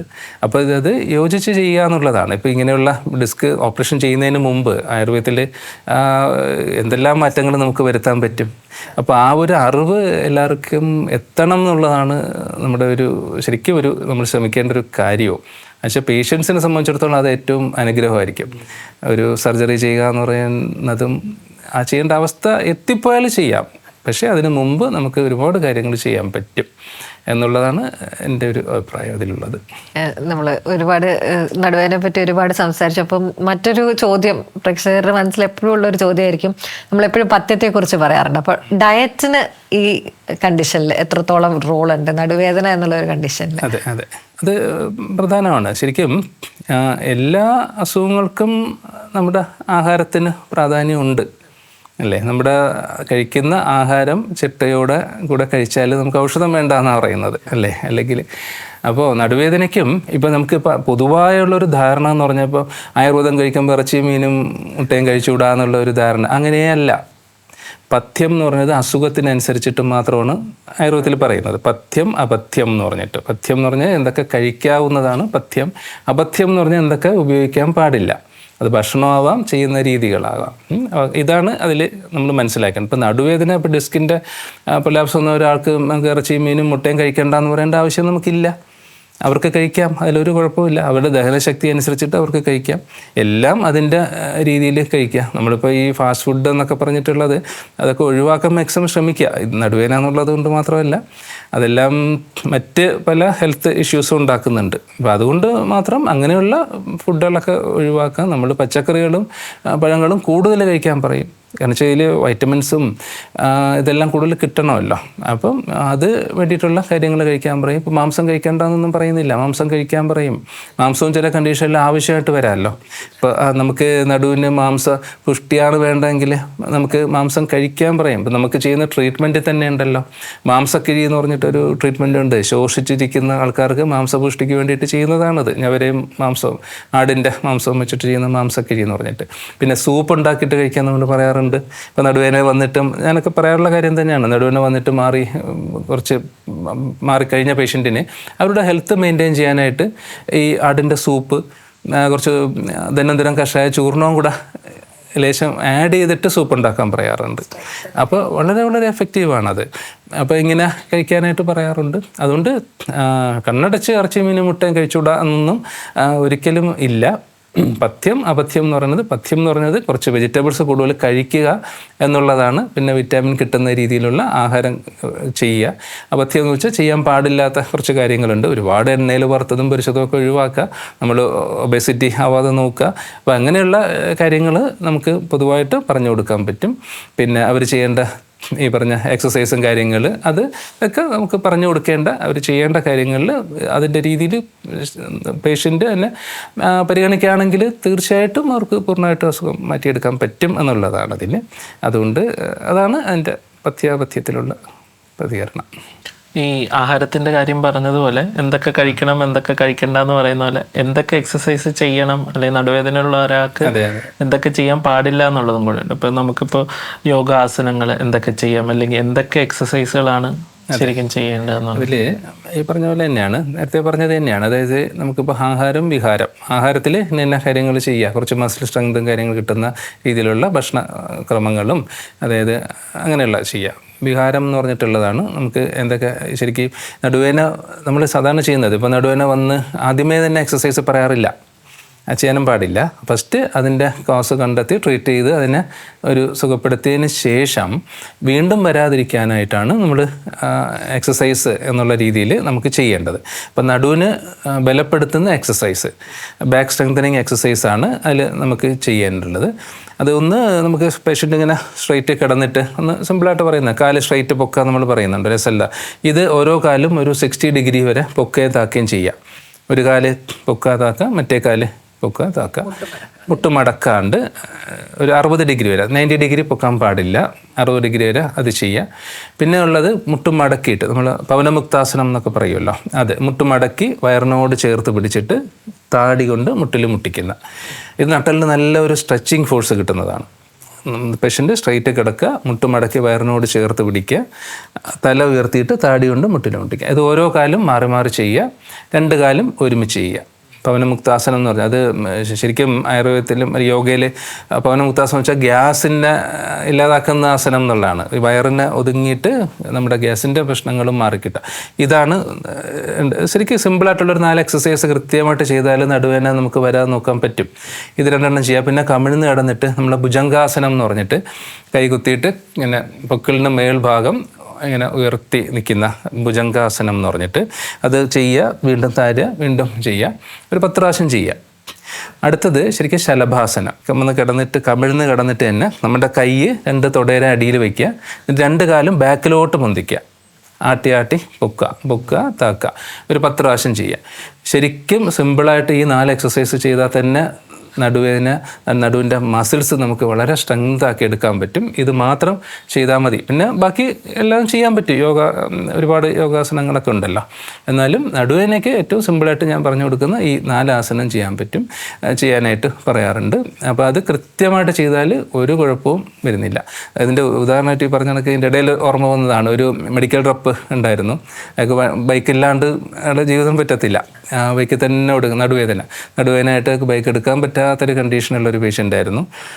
അപ്പോൾ എന്ത് ചെയ്യണമെന്ന് അറിഞ്ഞുകൂടാ. അയാൾക്ക് ജോലി അത് തന്നെ ചെയ്യുകയും വേണം. അപ്പോൾ വന്നിട്ട് ഹോസ്പിറ്റലിൽ വന്നു. ഒരു മെലിഞ്ഞിട്ടുള്ളതാണ്, വലിയ തടിയൊന്നുമില്ല, കുറച്ച് ഹൈറ്റ് ഉണ്ട്. അപ്പോൾ ഹൈറ്റ് ഉള്ളവർക്ക് നടുവേദന വരാൻ ചാൻസ് കൂടുതലാണ്. ഹൈറ്റും ലീനുമായിട്ടുള്ളവർക്ക് നടുവേദന വരാൻ ചാൻസ് കൂടുതൽ. അതേപോലെ തന്നെ ഷോർട്ടും ഒബേസും ആയിട്ടുള്ളവർക്കും നടുവേദന വരാനുള്ള ചാൻസ് കൂടുതലാണ്. അങ്ങനെ ഈ പേഷ്യൻ്റ് വന്നിട്ട് നമ്മുടെ ട്രീറ്റ്മെൻറ്റ് എല്ലാം ചെയ്തു, അഡ്മിറ്റായിട്ട് തന്നെ ട്രാക്ഷനും കാര്യങ്ങളൊക്കെ തന്നെ അത് തന്നെയാണ്. എന്നിട്ടെല്ലാം ഏകദേശമൊക്കെ പൊസിഷൻ റെഡിയായി. അതിനുശേഷം പിന്നെ മസിൽ സ്ട്രെങ്തനിങ് എക്സസൈസ് ചെയ്യാൻ പറഞ്ഞു. അയാളൊരു 2 മാസം ജോലിക്ക് പോയില്ല, പറ്റാത്തതുകൊണ്ട് അതിന് അഡ്മിറ്റായി. 1 മാസം കഴിഞ്ഞിട്ട് എക്സസൈസ് സ്റ്റാർട്ട് ചെയ്തു. 1 മാസം എക്സസൈസ് ചെയ്തു, മരുന്നും കഴിച്ചു. 2 മാസം കഴിഞ്ഞ ശേഷം അയാൾ ചോദിച്ചു, ഡോക്ടറെ വണ്ടി എടുക്കട്ടാ എന്ന് ചോദിച്ചു. അപ്പോൾ ഒരു ഡോക്ടർ എന്ന രീതിയിൽ എനിക്ക് പറയാൻ പറ്റത്തില്ല, നിങ്ങൾ ബൈക്ക് എടുത്തോളൂ എന്ന് പറയാനും പറ്റത്തില്ലല്ലോ. പക്ഷേ അവരെ ജീവിതോപാധി അതായത് എടുക്കണ്ടെന്ന് പറയാൻ പറ്റത്തില്ല. അപ്പം നിങ്ങൾ കുറച്ച് നോക്കുക, ഒരു ലംബോ സാക്രൽ കോഴ്സെറ്റ് ബെൽറ്റൊക്കെ ഇട്ടിട്ട് ആദ്യം കുറച്ച് പോവുക, കുറേ ലോങ് പോവാതിരിക്കുക. കുറച്ച് ഷോക്ക് അബ്സോർബറുള്ള വണ്ടിയാണെങ്കിൽ കുറച്ച് നല്ലതാണ് എന്നൊക്കെ പറഞ്ഞിട്ട് കുറച്ചൊന്ന് ട്രൈ ആക്കി നോക്കാൻ പറഞ്ഞു. കുറച്ച് ചെയ്തു. ഈ എക്സസൈസ് റെഗുലറായിട്ട് ചെയ്യുന്നുണ്ട്. ഇപ്പോൾ ഒരു കുഴപ്പമില്ല. അയാൾ വണ്ടിയിൽ തന്നെ അയാളുടെ വർക്കെല്ലാം ചെയ്യുന്നുണ്ട്. എപ്പോഴും ഇടയ്ക്ക് വന്ന് കാണാറുമുള്ള ഒരു പേഷ്യൻ്റാണ്. അപ്പോൾ എക്സസൈസിൻ്റെ ഒരു പ്രാധാന്യം പറഞ്ഞപ്പോൾ എനിക്ക് പെട്ടെന്ന് ഓർമ്മ വന്നൊരു കാര്യമാണ്. അത് എക്സസൈസ് ചെയ്യാമെന്നുണ്ടെങ്കിൽ നമുക്ക് നമ്മുടെ എല്ലാ ജോലിയും ചെയ്യാൻ പറ്റും. നമുക്ക് ഇപ്പം അതോട് തന്നെ ഒരു കാര്യം, കാസർഗോഡ് മാർക്കറ്റിൽ വെയിറ്റ് എടുക്കുന്ന ഒരു ആളുണ്ട്, പോർട്ടറാണ്. ശരിക്കും 50 കിലോ ഒക്കെ വെയിറ്റ് എടുക്കുന്ന ആളാണ്. നടുവേദന വന്നിട്ട് അഡ്മിറ്റ് ആയിട്ടുണ്ടായിരുന്നൊരു പേഷ്യൻ്റാണ്. പക്ഷെ അവരുടെ മസിൽസൊക്കെ അത്ര സ്ട്രെങ്ത് ആണ്, എന്നിട്ടും കൂടിയത് വന്നതാണ്. ഇപ്പോൾ ട്രീറ്റ്മെൻറ്റും കാര്യങ്ങളും മുറുവെണ്ണയൊക്കെ വെച്ച് കിട്ടി, ഇപ്പോഴും വെയിറ്റ് എടുക്കുന്നുണ്ട്. അപ്പോൾ നമ്മൾ ഒരിക്കലും അവൾ ചെയ്യുന്ന ജോലി ഒഴിവാക്കിയിട്ട് നിങ്ങൾ ഫുള്ള് ട്രീറ്റ്മെൻറ്റിലോട്ട് പോകും എന്ന് പറയാൻ പാടില്ല. അവരെന്ത് ജോലി ചെയ്യുന്നുവോ അതിന് സപ്പോർട്ടായിട്ടുള്ള ചികിത്സ ചെയ്ത് അവരുടെ ജോലി ചെയ്യാൻ വേണ്ട സഹായങ്ങൾ ചെയ്തു കൊടുക്കുക. ആ രീതിയിൽ നമുക്കിത് മാറ്റിയെടുക്കാൻ പറ്റും എന്നുള്ളതാണ് എൻ്റെ ഒരു അനുഭവം കൊണ്ട് ഞാൻ പറയുന്നത്. അതുപോലെ ഡോക്ടർ, ഇപ്പോൾ നമ്മളിപ്പോൾ എന്തൊക്കെ പറഞ്ഞാൽ ആൾക്കാർ ഫസ്റ്റ് റിസോർട്ടായിട്ട് തേക്കാൻ പോകുന്നത് എന്തെങ്കിലും ഒരു എണ്ണയായിരിക്കും നടുവേദന വരുമ്പോഴെന്ന് പറഞ്ഞിട്ട്. അപ്പോൾ അങ്ങനെ ഡെയിലി ഒരു ഇതിന് വേണ്ടിയിട്ട് നമുക്ക് നിത്യം തേക്കാൻ പറ്റുന്ന രീതിയിൽ എന്തെങ്കിലും ഒരു ഓയിൽ സജസ്റ്റ് ചെയ്യുകയാണെങ്കിൽ? തീർച്ചയായിട്ടും. ശരിക്കും ഇപ്പം നടുവേദന വരുമ്പോഴാണെങ്കിലോ അതിൽ പെട്ടെന്നൊരു വേദന, ഇപ്പം നടുവേദന ആയിട്ടോ മുട്ടുവേദന ആയിട്ടോ എന്ത് വേദനയായിട്ടും ഇപ്പം നമ്മൾ ശരിക്കും ഞാൻ ഇപ്പം BMS അല്ലെങ്കിൽ ആയുർവേദ കോഴ്സ് കഴിഞ്ഞിട്ട് 25 വർഷത്തിന് മുകളിലായി. അപ്പോൾ തിരുവനന്തപുരം ആയുർവേദ കോളേജിലാണ് ഞാൻ പഠിച്ചത്. അപ്പോൾ അന്നോട്ടേ നമ്മുടെ മനസ്സിൽ സ്ട്രൈക്ക് ചെയ്തിട്ടുള്ളൊരു പേരാണ് മയാക്സിൽ. ഒരു അത്രയും യൂസ്ഫുള്ളായിട്ടുള്ളൊരു ഔഷധമാണത്. മയാക്സിൽ എന്ന് പറഞ്ഞിട്ട് ഒരു എണ്ണ. അത് ഒരു ക്ലാസിക്കൽ പ്രിപ്പറേഷൻ ആയിട്ടുള്ള മുറുവെണ്ണ. അപ്പോൾ ഈ മുറുവെണ്ണയും മയാക്സിലും അതൊരു കോമ്പിനേഷൻ തന്നെയാണത്. ഇത് രണ്ടും കൂടെ മിക്സ് ചെയ്തിട്ട് നിങ്ങൾ നടുവേദന അല്ലെങ്കിൽ മുട്ടുവേദന വരുമ്പോൾ തടവുക എന്ന് പറഞ്ഞിട്ട്. അപ്പോൾ പേഷ്യൻസ് ഇപ്പോൾ IP അവിടെ അഡ്മിഷൻ പേഷ്യൻസ് ഒക്കെ ഉണ്ടാവുമല്ലോ. പെട്ടെന്നൊരു പെയിനൊക്കെ വരുമ്പോൾ നമ്മുടെ ആ ഒരു ഹൗസ് സർജൻസി പീരീഡിലുള്ള ഒരു ഓർമ്മയാണ് ഞാൻ പറയുന്നത്. മയാക്സിൽ നമ്മുടെ കയ്യിൽ എപ്പോഴും ഉണ്ടാവും. അവിടെയുള്ള നമ്മുടെ ഹൗസ് സർജൻമാരുടെ എല്ലാവരുടെ കയ്യിലും ഉണ്ടാവും, അവിടെ ഉണ്ടാവും. അപ്പോൾ അത് വെച്ചിട്ട് പെട്ടെന്ന് തടവുക. തടവിന് ശേഷം ഒന്ന് ചൂട് പിടിച്ചാൽ ഒരുവിധപ്പെട്ട പെയിൻ അത് അപ്പോൾ തന്നെ കുറയുന്നുണ്ട്. അപ്പോൾ അത് ആർക്കും ഉപയോഗിക്കാം, അതിന് പ്രത്യേകം പ്രിസ്ക്രിപ്ഷൻ്റെ ആവശ്യമൊന്നും വരുന്നില്ല. പറഞ്ഞ മുറുവെണ്ണയും മയാക്സിലും എല്ലാവരുടെ വീട്ടിലും അത് ഒന്ന് സൂക്ഷിച്ച് വയ്ക്കുക. ഒരു എമർജൻസി മെഡിസിൻ എന്നുള്ള രീതിയിൽ എല്ലാവരും സൂക്ഷിച്ച് വയ്ക്കുക. ഞാനിപ്പോഴും നമ്മുടെ പേഷ്യൻസ് അടുത്ത് പറയാറുണ്ട്, ഗൾഫിൽ പോകുന്നിടത്തും പറയാറുണ്ട്, നിങ്ങൾ ഇത് 2 എണ്ണം കൊണ്ടുവെക്കോ, നിങ്ങൾ വീട്ടിൽ വെച്ചേക്കുക. ഒരു എമർജൻസി ഒരു ഉളുക്ക് വന്നാൽ പെട്ടെന്ന് ഒന്നും ചെയ്യാൻ പറ്റില്ലെങ്കിൽ ഒരു പഞ്ഞിയിൽ വെച്ചിട്ട് അവിടെ കെട്ടി വയ്ക്കുക. നിങ്ങൾക്ക് ഉറപ്പായിട്ടത് കുറഞ്ഞിരിക്കും. അപ്പോൾ അങ്ങനെയുള്ള ഒരു അനുഭവമുള്ള മരുന്ന് തന്നെയാണത് കേട്ടോ. മയാക്സിലും മുറുവെണ്ണയും എല്ലാവർക്കും ഉപയോഗിക്കാവുന്നതാണ്. അതിന് പ്രത്യേകം നിർദ്ദേശമൊന്നും ആവശ്യം വരുന്നില്ല. അങ്ങനെ അലർജിയൊന്നും വരാറുമില്ല പൊതുവേ. രാവിലെ എണീക്കുമ്പോൾ കാല് നിലത്ത് കുത്തുമ്പോൾ ഉപ്പൂറ്റിയിൽ ഭയങ്കര വേദന എന്നുള്ളത് പൊതുവെ പലരും പറഞ്ഞു കേട്ടിട്ടുണ്ട്. ശരിക്കും അതിൻ്റെ കാരണങ്ങൾ എന്തായിരിക്കും? ശരിക്കും വളരെ കോമൺ ആയിട്ടുള്ളൊരു സംഭവമാണ് ഈ രാവിലെ എണീക്കുമ്പോൾ കാല് കുത്തുമ്പോഴുള്ള വേദന, ഉപ്പൂറ്റി വേദന എന്ന് പറഞ്ഞിട്ട് നമ്മൾ സാധാരണ പറയുന്നത്. അത് ശരിക്കും അതിൻ്റെ മെയിൻ പല കാരണങ്ങളുണ്ട്. അതിലൊന്ന് നമ്മുടെ കാലിൻ്റെ അടിയിൽ ഒരു ഫേഷ്യയുണ്ട്. നമ്മുടെ വിരലിൻ്റെ അവിടെ നിന്ന് വരുന്ന ഒരു പേശിയാണത്. പേശിയല്ല, ഒരു ഫേഷ്യ എന്ന് പറയും, കട്ടിയുള്ള ഒരു സ്നായുവാണ്. അത് വന്നിട്ട് കാലിൻ്റെ നമ്മുടെ അടിയിലത്തെ കാൽക്കേനിയം ബോണിൽ വന്നിട്ടാണ് അത് ജോയിൻ്റ് ആയിരിക്കുന്നത്. ആ ഒരു ഫേഷ്യയിലാണ് നമ്മുടെ കാലിനൊരു വളവുണ്ടാവും. അപ്പോൾ ഈ ഒരു ഫേഷ്യ ഉണ്ട്. ശരിക്കും ഈ ഫേഷ്യ വന്നിട്ട് അറ്റാച്ച് ആയിരിക്കുന്ന ഭാഗമാണ് നമ്മുടെ കാലിൻ്റെ ഉപ്പൂറ്റിയുടെ ഏറ്റവും അടിഭാഗം. നമ്മുടെ ബോഡി പ്രഷറും മറ്റും കൂടുതൽ ഇങ്ങനെ കൊടുത്തുകൊണ്ടിരിക്കുമ്പോൾ ശരിക്കും അവിടെ ചെറിയൊരു നീർക്കെട്ട് പോലെ വരും. ഈ ഫേഷ്യ വന്ന് ജോയിൻ്റ് ആവുന്ന സ്ഥലത്ത് വരുന്നൊരു നീർക്കെട്ടാണ്. ഇത് പ്ലാന്റാർ ഫേഷ്യേറ്റീസ് എന്ന് പറയും. ഈ ഫേഷ്യയിൽ വരുന്ന ഒരു ഇൻഫ്ലമേഷൻ പോലെ വരുന്ന ഒരു നീർക്കെട്ട് പോലെ വരുന്നത്, അതാണ് കോമൺ ആയിട്ടുള്ളത് പ്ലാന്റാർ ഫേഷ്യേറ്റീസ് എന്ന് പറയുന്നത്. അത് കാലിൽ നമ്മൾ തറയിലുമായിട്ട് കൊടുക്കുന്ന ഓവർ പ്രഷർ കൊണ്ടാണ് ഇത് ഉണ്ടാകുന്നത്. നമ്മുടെ ബോഡി വെയിറ്റ് ഉള്ളവർക്ക് വരാം. പിന്നെ അവർ നിൽക്കുന്ന രീതിയിലുള്ള പോസ്റ്ററിലുള്ള വ്യത്യാസങ്ങൾ വരാം. നമ്മൾ ചിലരുടെ ചെരുപ്പ് നോക്കിയാൽ ഒരു സൈഡ് മാത്രം തേഞ്ഞിട്ടുണ്ടാവാം, പക്ഷേ അവർ കൊടുക്കുന്ന പ്രഷർ ഒരു സൈഡിലോട്ട്. അപ്പോൾ ആ ഒരു സൈഡിലോട്ട് പ്രഷർ കൂടുതൽ വരുമ്പോൾ അവിടെ വരുന്ന നീർക്കെട്ടാണ് പ്ലാന്റാർ ഫേഷ്യേറ്റീസ് എന്ന് പറഞ്ഞിട്ട് ഉള്ളത്. അത് ആദ്യത്തെ സ്റ്റേജിൽ നമ്മൾ കാല് കുത്തുമ്പോൾ കുറച്ച് വേദന വരും, കുറച്ച് നടക്കുമ്പോൾ അത് കുറയും. ഇങ്ങനെയാണ് കാണുന്നത്. പിന്നെ കുറേ സമയം ഇരുന്നിട്ട് നമ്മൾ വീണ്ടും എണീക്കുമ്പോൾ കാല് കുത്തുമ്പോൾ നമുക്ക് നല്ല വേദന, കുറച്ച് നടക്കുമ്പോൾ അത് കുറയും. ഇതാണ് ഒന്ന്. അപ്പോൾ ഇത് ശരിക്കും ഈ ചേരുന്ന ഭാഗത്തുള്ള സ്നായുവിൻ്റെ ഭാഗത്തുള്ള നീർക്കെട്ട് വന്നിട്ട് അത് കല്ലിച്ച് നിൽക്കും. അത് രാവിലെ എണീക്കുമ്പോൾ അത് ശരിക്കും ചുരുങ്ങിയിരിക്കുന്നുണ്ടാവും. ഈ ഫേഷ്യ ഇവിടെ അറ്റാച്ച് ചെയ്യുന്ന ഭാഗം കുറച്ച് ചുരുങ്ങിയിരിക്കും, അത് റിലാക്സ്ഡ് ആവില്ല പെട്ടെന്ന്. അപ്പോൾ അതുകൊണ്ടാണ് നമ്മൾ കാല് കുത്തുമ്പോൾ നമുക്ക് വേദന വരും. കുറച്ച് റിലാക്സ്ഡ് ആകുമ്പോഴത്തേക്ക് നമുക്ക് പെയിൻ കുറയും. ഇത് കുറച്ച് സമയം നീണ്ടു നിൽക്കുമ്പോഴത്തേക്ക് ചെറിയൊരു തേയ്മാനം പോലെ അവിടെ സംഭവിക്കും. അപ്പോൾ അവിടെ ഒരു ബോണിൻ്റെ അവിടെ ചെറിയൊരു ഗ്രോത്ത് പോലെ തന്നെ നമുക്ക് കാണാൻ പറ്റും. എക്സ്റേ എടുത്ത് നോക്കിയാൽ ചെറിയൊരു തടുപ്പ് പോലെ അവിടെ കാണും. ഇതാണ് കാൽക്കേനിയസ് സ്പർ എന്ന് പറയുന്നത്. അത് ഇതിൻ്റെ അടുത്ത സ്റ്റേജിൽ വരുന്നതാണ്. ഈ പറഞ്ഞ ബോണിൽ അറ്റാച്ച് ചെയ്യുന്ന ഭാഗത്ത് നീർക്കെട്ട് വന്നിട്ട് അത് കല്ലിച്ചിട്ട് അവിടെ തേയ്മാനം കൊണ്ട് വരുന്ന ഒരു സംഭവമാണ് കാൽക്കേനിയസ് സ്പർ എന്ന് പറഞ്ഞത്. പിന്നെ ഒന്നുകൂടെ ഉണ്ട്, കാലിൻ്റെ ഉപ്പൂറ്റിയുടെ മേൽഭാഗം, നമ്മുടെ കാലിൻ്റെ വണ്ണ, ആ മസിൽ താഴോട്ട് വന്നിട്ട് ഉപ്പൂറ്റിയായിട്ട് ജോയിൻ്റ് ആവുന്ന ഭാഗം, അക്കിലസ് ടെൻഡൻ എന്നാണ് പറയുന്നത് അതിന്. ആ ടെൻഡൻ ജോയിൻ്റ് ആവുന്ന ഭാഗത്ത് വരുന്ന നീർക്കെട്ട് ബാക്ക് സൈഡ് ആയിരിക്കും, അടിയിലല്ല ബാക്ക് സൈഡ്.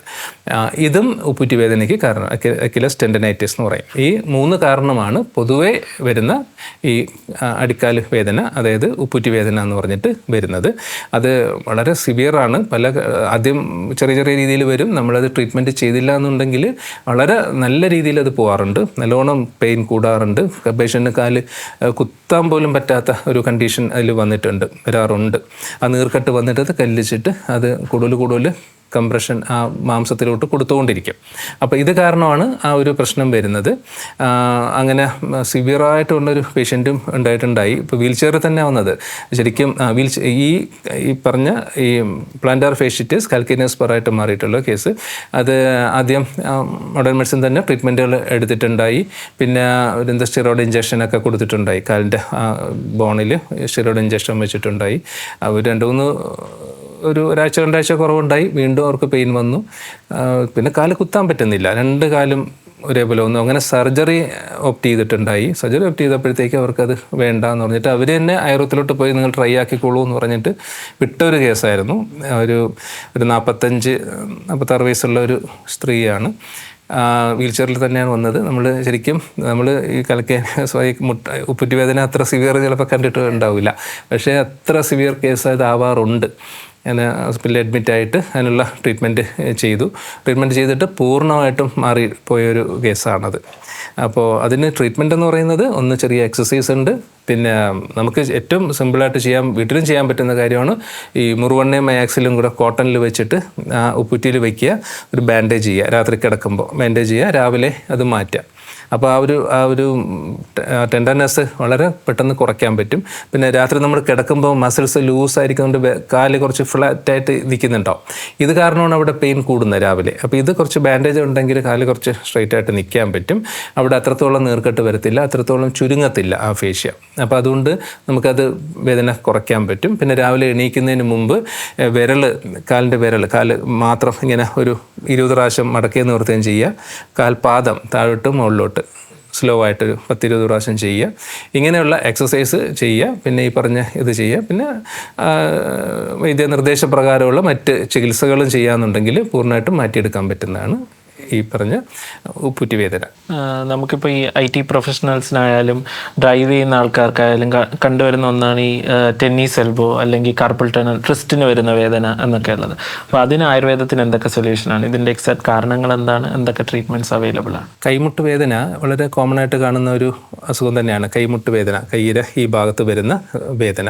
അതായത് ശരിക്കും ടെന്നീസ് എൽബോ എന്ന് വളരെ കോമൺ ആയിട്ട് എല്ലാവർക്കും അറിയുന്ന ഒരു അസുഖമാണ്. ടെന്നീസ് എൽബോ എന്ന് പറഞ്ഞാൽ ടെന്നീസ് പ്ലേയേഴ്സിനെ ബാക്ക് ഷോട്ട് എടുക്കുന്ന കിടക്കുന്നവർക്ക് വരുന്ന ഒരു അസുഖമായിട്ടാണ് പറയുന്നത്. ബാക്ക് ഇങ്ങനെ ആ ഒരു മൂവ്മെൻറ്റ്, അതായത് നമ്മൾ എന്തെങ്കിലും കൊത്തുക അങ്ങനെയുള്ള പണി ചെയ്യുന്ന ഇങ്ങനെയൊക്കെ ചെയ്യുമ്പോൾ വരുന്ന ഈ ഒരു മസിലും ഈ ഒരു ഭാഗത്ത് എല്ലും തമ്മിൽ അറ്റാച്ച് ചെയ്യുന്ന ഭാഗത്ത് വരുന്ന ചെറിയ നീർക്കെട്ടാണ് ഈ ടെന്നീസ് എൽബോ എന്ന് പറയുന്നത്. നമ്മുടെ കയ്യിലോട്ടുള്ള ആ ഒരു പേശികൾ വന്നിട്ട് ജോയിൻ്റ് ആവുന്ന ഒരു സ്ഥലമുണ്ട്, ഈ എല്ലിൻ്റെ ആ ഭാഗം. അത് നമുക്ക് തൊട്ട് നോക്കിയാൽ അറിയാൻ പറ്റും, ആ ഭാഗത്ത് നല്ല പെയിൻ ആയിരിക്കാം. അപ്പോൾ ഇതാണ് ടെന്നീസ് എൽബോ. സ്ത്രീകൾക്കും ഇപ്പോൾ കൂടുതൽ കാണുന്നുണ്ട്. അപ്പോൾ അടുക്കളയിലുള്ള ജോലികൾ ഒക്കെ അധികം ചെയ്യുമ്പോഴത്തേക്ക് വരുന്ന ഒരു അസുഖമാണ്. അതിൻ്റെ ലക്ഷണങ്ങൾ എന്ന് പറയുന്നത് നമുക്ക് സിമ്പിളായിട്ട് അറിയാൻ പറ്റും. ഒന്ന് തുണി പിഴിയുമ്പോൾ ഇങ്ങനെയുള്ള, അതായത് ഈ മൂവ്മെൻറ്റ് നമ്മൾ ചെയ്യുമ്പോഴേ, അതായത് ടെന്നീസ് ബാറ്റ് കൊണ്ട് ചെയ്യുന്ന മൂവ്മെൻറ്റ് അതല്ലേ, അതേപോലത്തെ മൂവ്മെൻറ്റുകൾ ചെയ്യുമ്പോഴായിരിക്കും പെയിൻ വരുന്നത്. ഇപ്പോൾ ഡോറിൻ്റെ ഇത് വാതിൽ തുറക്കാനായിട്ട് നമ്മളിങ്ങനെ തിരിക്കുക, സ്ക്രൂ തിരിക്കുക, ഇങ്ങനെയുള്ള കാര്യങ്ങൾ ചെയ്യാനായിട്ട് അവർക്ക് വളരെ ബുദ്ധിമുട്ടായിരിക്കും. എന്ന് വെച്ചാൽ ആ ഒരു ഭാഗത്ത് വരുന്ന നീർക്കെട്ടാണ് ഈ ടെന്നീസ് എൽബോ എന്ന് പറഞ്ഞിട്ട് ഉള്ളത്. അപ്പോൾ അത് വന്നു കഴിഞ്ഞാൽ നിർബന്ധമായിട്ടും റെസ്റ്റ് കൃത്യമായിട്ട് വേണ്ടി വരും. കാരണം വെച്ചാൽ ഇതിലെ മസിൽസ് കൂടുതൽ അത് വലിഞ്ഞുകൊണ്ടിരിക്കുന്ന അവസ്ഥയിലാണെങ്കിൽ അത് ഹീൽ ചെയ്യാനായിട്ട് സമയം കിട്ടത്തില്ല. അപ്പോൾ അതങ്ങനെ നീണ്ടു നിൽക്കും. അപ്പോൾ അതുകൊണ്ടാണ് പലർക്കും ഇത് നീണ്ടു നിൽക്കുന്നത്. എന്നിട്ട് ചികിത്സയില്ല എന്ന് പറഞ്ഞ് നിൽക്കുന്ന ആൾക്കാർ വരെ ഉണ്ട്, അത് അങ്ങനെ തന്നെ നിന്നോളും എന്നൊക്കെ പറഞ്ഞിട്ട്. പക്ഷേ അങ്ങനെയല്ല. ഇതിൽ ആ സമയത്ത് നമ്മൾ കൃത്യമായിട്ട് കുറച്ച് റെസ്റ്റ് കൊടുക്കുക. റെസ്റ്റ് കൊടുത്തില്ലെങ്കിൽ ഈ നീർക്കെട്ട് കൂടുതൽ വന്നിട്ട് അവർക്ക് അവിടെ നോർമൽ ലൈഫിന് ബുദ്ധിമുട്ടായിരിക്കും. ബൈക്ക് ഓടിക്കാനോ അല്ലെങ്കിൽ അങ്ങനെയുള്ള മൂവ്മെൻറ്റ് എന്ത് ചെയ്യുമ്പോഴും അത് റെസ്ട്രിക്ഷൻ അതിൽ വരുന്നുണ്ടാവും. അപ്പോൾ അതിൽ ചെയ്യേണ്ടത് ഒന്ന്, ഈ പറഞ്ഞ നീർക്കെട്ട് കുറയ്ക്കാൻ വേണ്ടിയിട്ട് കുറച്ച് കൈക്ക് റെസ്റ്റ് കൊടുക്കുക. ഒരു മാസമെങ്കിലും കൃത്യമായിട്ടും ആ വരുന്ന മൂവ്മെൻറ്റ്സുകൾ ചെയ്യാതിരിക്കുക. കൈ കുടയാൻ പാടില്ല, കൈ കൊത്തുന്നത് അങ്ങനെയുള്ള പണികൾ ചെയ്യാൻ പാടില്ല. അപ്പോൾ തേങ്ങ പൊട്ടിക്കുക, സ്ത്രീകളൊക്കെ അങ്ങനെ കൂടുതൽ ചെയ്യുന്നത് കൊണ്ടാണ് ഇത് വരുന്നത്. അപ്പോൾ അങ്ങനെയുള്ള കാര്യങ്ങൾ ആ ഒരു മാസത്തേക്ക് പൂർണ്ണമായിട്ട് ഒഴിവാക്കുക. പിന്നെ ഈ സമയത്ത് നമ്മൾ ഈ നമ്മുടെ ആയുർവേദ സിമ്പിളായിട്ടുള്ളൊരു ഔഷധം തന്നെയാണ് ഇത്, മുറുവെണ്ണ, മേക്സിൽ, ഇത് രണ്ടും കോട്ടണിൽ വെച്ചിട്ട് ഇവിടെ കെട്ടിവെക്കുക. രാത്രി കെട്ടിവെക്കുക, രാവിലെ മാറ്റുക. പിന്നെ KM ലേപം അങ്ങനെയുള്ള ഔഷധങ്ങൾ ഇവിടെ പുരട്ടാൻ പറ്റും, പുരട്ടി വയ്ക്കുക. ഇതൊക്കെ സിമ്പിളായിട്ടുള്ളതാണ്. നീർക്കെട്ട് നമുക്ക് ആദ്യത്തെ അവസ്ഥയിൽ തന്നെയാണെങ്കിൽ ഉള്ളിൽ മരുന്നില്ലാതെ തന്നെയും കുറയ്ക്കാൻ പറ്റും ഈ പറഞ്ഞ രീതിയിൽ.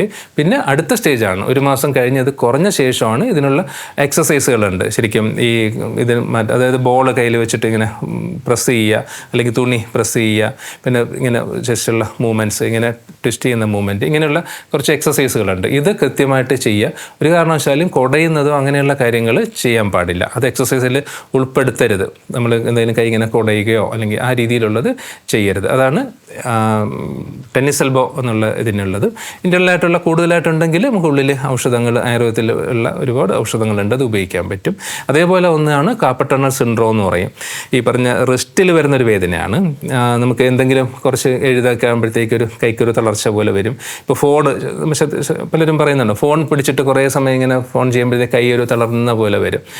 ഇതാണ് കാർപ്പൽ ടണൽ സിൻഡ്രോം എന്ന് പറയും, CTS എന്ന് പറയും. അതായത് ഇവിടെ ഒരു മസിൽസിൻ്റെ ഒരു ചുറ്റുണ്ട് നമ്മുടെ റിസ്റ്റിൽ. ഈ മസിൽസിൻ്റെ ചുറ്റിൻ്റെ അകത്തൂടെ കയറിയിട്ടാണ് ഇങ്ങോട്ട് നരമ്പുകളും എല്ലാം രക്തക്കുഴലുകളും എല്ലാം ഇങ്ങോട്ട് വരുന്നത്, ഒരു ടണൽ എന്ന് പറഞ്ഞിട്ട്. ഈ ടണലിൻ്റെ അകത്തൂടെ കയറിയിട്ടാണ് ഇങ്ങോട്ട് വരുന്നത്. ഡയറക്റ്റ് ഓരോരോ സ്ഥലത്തൂടെ അല്ല, ഇവിടെ ഒരു ഇതുണ്ട്, മസിൽസിൻ്റെ ഒരു ചുറ്റാണ്. അപ്പോൾ ഈ മസിൽസ് ടൈറ്റ് ആവും, മുറുകുന്നപ്പോഴത്തേക്ക് ഇങ്ങോട്ടുള്ള സർക്കുലേഷൻ കാര്യങ്ങൾ കുറവ് വരും. നെർവ്സിൻ്റെ ആ ഒരു എന്താ പറയുക, അതിൻ്റെ ഫങ്ഷൻ ശരിക്കും അവിടെ എത്താത്തൊരവസ്ഥ വരും. ഇതാണ് കാർപ്പൽ ടണൽ സിൻഡ്രോം എന്ന് പറയുന്നത്. ഇത് IT ഫീൽഡിൽ ഏറ്റവും കോമൺ ആണ്. അതായത് മൗസൊക്കെ വെച്ചിട്ട് നമ്മൾ ആ ഒരു വർക്ക് ചെയ്യുന്നതും ആ രീതിയിലുള്ളതും. ഇതാണ് കാർപ്പൽ ടണൽ സിൻഡ്രോം. അതിനും ശരിക്കും എക്സസൈസ് ഉണ്ട്. നമുക്ക് ശരിക്കും ഒരുപാട് പേഷ്യൻസ് ഉള്ളതാണ്. നമുക്ക് നല്ല രീതിയിൽ ട്രീറ്റ് ചെയ്യാൻ പറ്റുന്ന ഒരു സംഭവമാണ്.